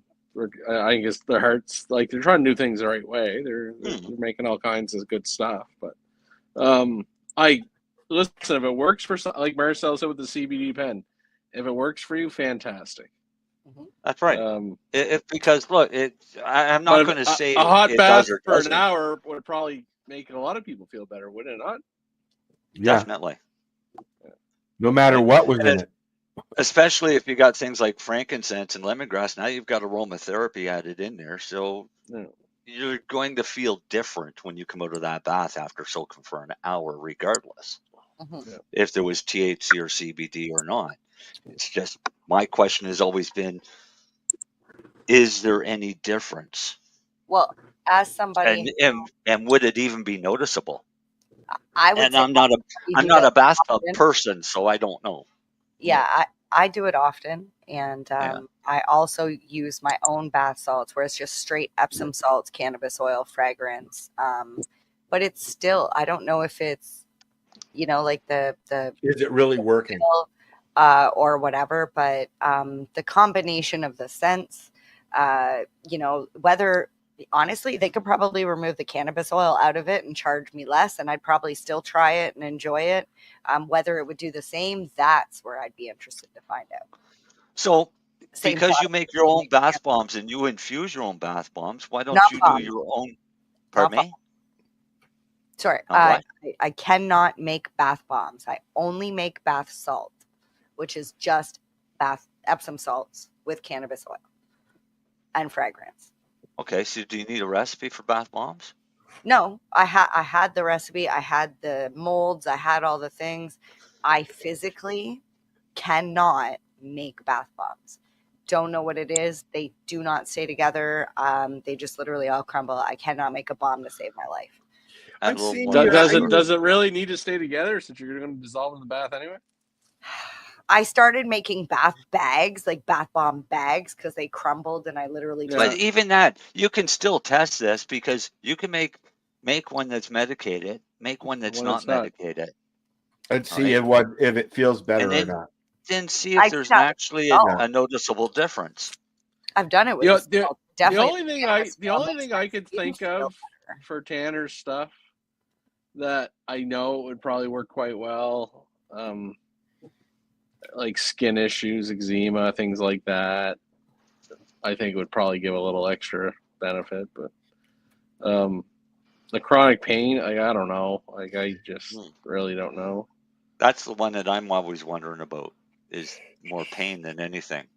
I don't think it's ever affected my muscles. If anything, it's affected the way my skin feels, like the softness, the smoothness. The other way to test this is you make up your 2 batches of bath bombs, you give them to Timmy, and you have Timmy try them.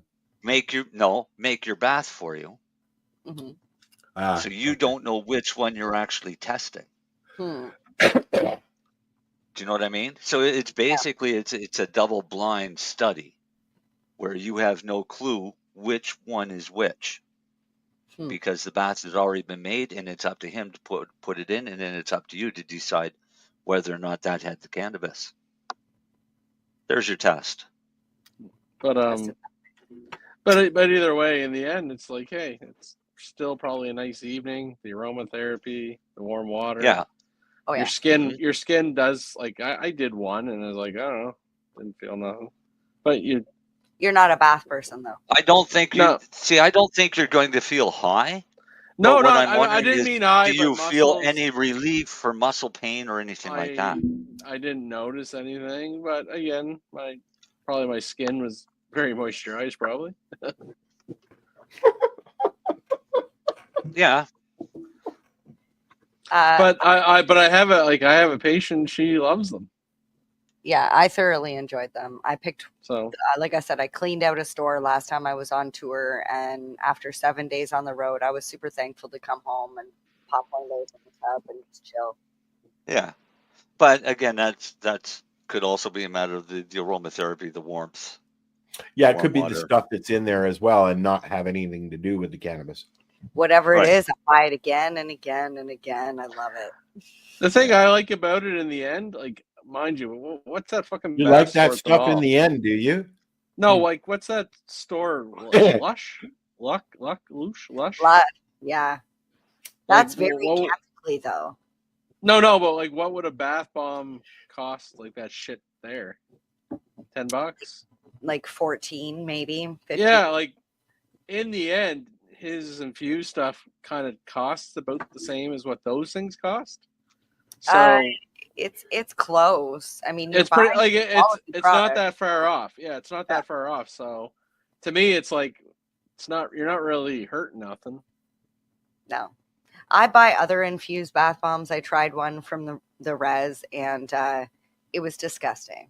I've never tried one. $8. So it was. I've tried one on my feet. I tried one on my feet, but I can't get in and out of the tub anymore. So I've never tried a full out bath bomb. So now let's look at the science behind it. All right. When you make a bath bomb, you're putting in your own cannabis extract. Yep. Right? So you're putting in oil in your bath bomb. Mm-hmm. So that oil goes where when the bath bomb dissolves? Into the water. Onto the water. Excuse me. Oh, I guess, yeah, on the top. It doesn't go in. It goes on. And then when you get out, where does it go? It spreads from your skin to the tub. Yeah, it's either going to be on your skin or it's going to be on the tub, right? So how much you get would be a very small amount, wouldn't it? And it would only be specific in one spot on your body. Because while your body is submerged, it's not getting any of it. Something to think about. Now, would it separate from Well, yeah, because the oil is going to separate. It's going to separate, is it not? Yeah, it's going to separate and float to the surface. Adhere to either her skin that's exposed at the water line or the side of the tub. Right? Mm-hmm. So then... his didn't float. No, like, he must have some surfactant or something in it. Can't remember.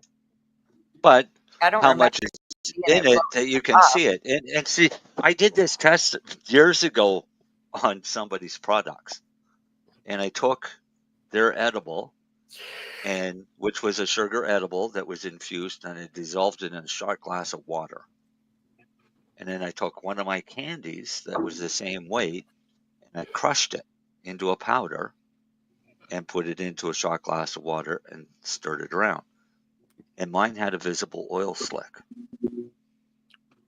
And that's why other people didn't get high off of the other product. Because the oil wasn't in the product, it was on the side of the wall, right? Could have been anywhere. You know, I got one of those the stuff Darcy sent me, the Kool-Aid, right? There was no residue at all. It mixed up really, really well. So that must have been a distillate, right? It was a powder? Yeah. Isolate. All right, an isolate. Now, okay, so I'm glad you said that. What's the difference between an isolate and a distillate? Purity. Isolate is so pure it's basically gone into a powder form. And distillate is still a liquid form, an oil form. A very viscous, sticky substance, but it's heated up, it's pourable. Isolates you usually get as a powder. Isolates are usually 98 to 99% pure. Yeah. Now, what does that mean? 98. It's just a number to me. Well, it means that 1 gram of isolate has 999 milligrams of THC and 1 milligram of an inert substance. Other stuff. Other stuff. Huh. You know what? That's considered pure. You know what? It's almost time to say goodbye. Darcy didn't even get a grow segment in. Sorry about that, Darcy. That's all right. You did win the first half of the show. I guess we did. We talk about growing at the first half of the show, didn't we? Darcy just stayed quiet for it, though. Anything anybody wants to do a shout out on, or anything what's going on, an event? I want USA predictions for the election. Well, you've got not you're hoping for predictions. You've got 6 minutes to do this. It's going to be fun. That's what I predict. Not who you're hoping for, but who you predict. Predict, yeah. And do you think there'll be a riot or not, one way or the other? There's always a riot. Well, I think there'll be regardless who wins, there's going to be a riot. Somebody's going to have a party regardless. Yeah, but somebody's going to be pissed. But and somebody will be somebody's probably somebody yellow. No, but somebody's going to complain cheating. Oh, of course. All right, of course. That's inevitable. There's going to be a backlash. Whoever wins, there's going to be threats. There's going to be what do you call it? Be a lot of recounts, accusations, and there's going to be a lot of recounting. There's going to be a lot of recounts because on the recounts they're going to be looking for dead and illegals. And a lot of those were on the last ballot. So I read something last week that 30% more Canadians than U.S. citizens are considering voting for Mr. Yellowman. Why do you call him Mr. Yellowman? Because I just. By the way, they call him the Orange Man. By the way, yeah, it was like they thought orange. I'm colorblind. I'm sorry. They call him the Orange Man. Yeah. The Orange Man. I watched Trump with Joe Rogan. Yeah, I was just going to say he was on Rogan this week, wasn't he? It wasn't bad, but I'm not a big Trump fan. Long before Trump ever got into politics, I was never a big Trump fan. Did she do Rogan yet or no? Oh, did you hear? She has the pants for Rogan. Rogan has to go to her, and it's only going to be 1 hour long, and da. He basically said, "Go fuck yourself." Yeah, he should in a polite way. Joe Rogan show. Because come on. So his interview with Trump wasn't a political interview at all. I mean, they talk probably more about MMA fighting than anything. Yeah. Yeah, I assumed. His talk with Vance, there was a lot of politics that was talked about, but Vance makes a lot of sense when he talks. JD Vance should be the president. Yeah, after watching those two interviews, I would rather vote for Vance to be the president. I've than Trump. watched him for the last 3 months, and I've listened to him because I never knew who he was. He's a sharp guy. Yeah, and he tells it like it is. Okay, so you got 3 minutes. Hold on, guys. I was just going to say you got 3 minutes. There are 3 of you because I got nothing to say on it. Take a minute each and give your prediction, and then we've got to go. What the fuck? What am I? I forgot you were here, Darcy, because all I see is a fucking big dot. My prediction I know, but it's is a big Donald dot. Trump, and just because I think the Americans want to change. It's nothing more magical than that. Yeah. They want a secure border. That's all it's going to be. Okay, Mary Jane, what's your prediction? I'm with you, Al, because I don't even know who JD Vance is. Yeah, me either. Is he an actor? He's a senator. No, he's an ex-military senator. Yeah, but who's in the running? I know it's Trump and Kamala, and right. And RFK so Trump has to drop out. So Trump has JD Vance selected as his vice president. Okay, so that's going to be his running mate. His wingmate, okay. Kamala Harris has Tim Walz. He's the guy that put tampons in the boys' bathrooms. He's the governor of Minnesota. He's kind of a whack job. He's her running mate that has been caught in so many fucking lies. Every time he talks, he just opens up a bigger hole to jump in. Wait a minute. Tampons in the boys' bathroom? Is it that's a whole episode, dude. Is it? That's a whole show on its own. Next week we're going to pick up on why the fuck you would have tampons in a men's bathroom. It can only be the unisex thing. That's the only thing it could be.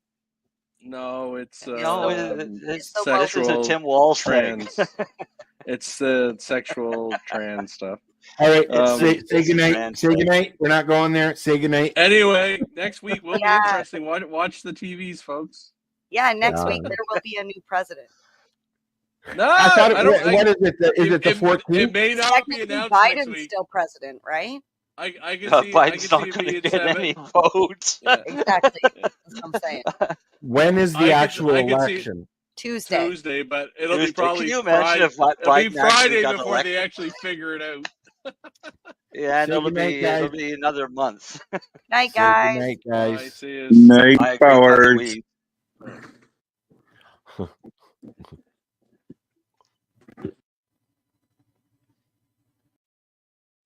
The opinions of the individuals during this broadcast are their own, and may not be the opinions of their group or other organizations they may be involved with.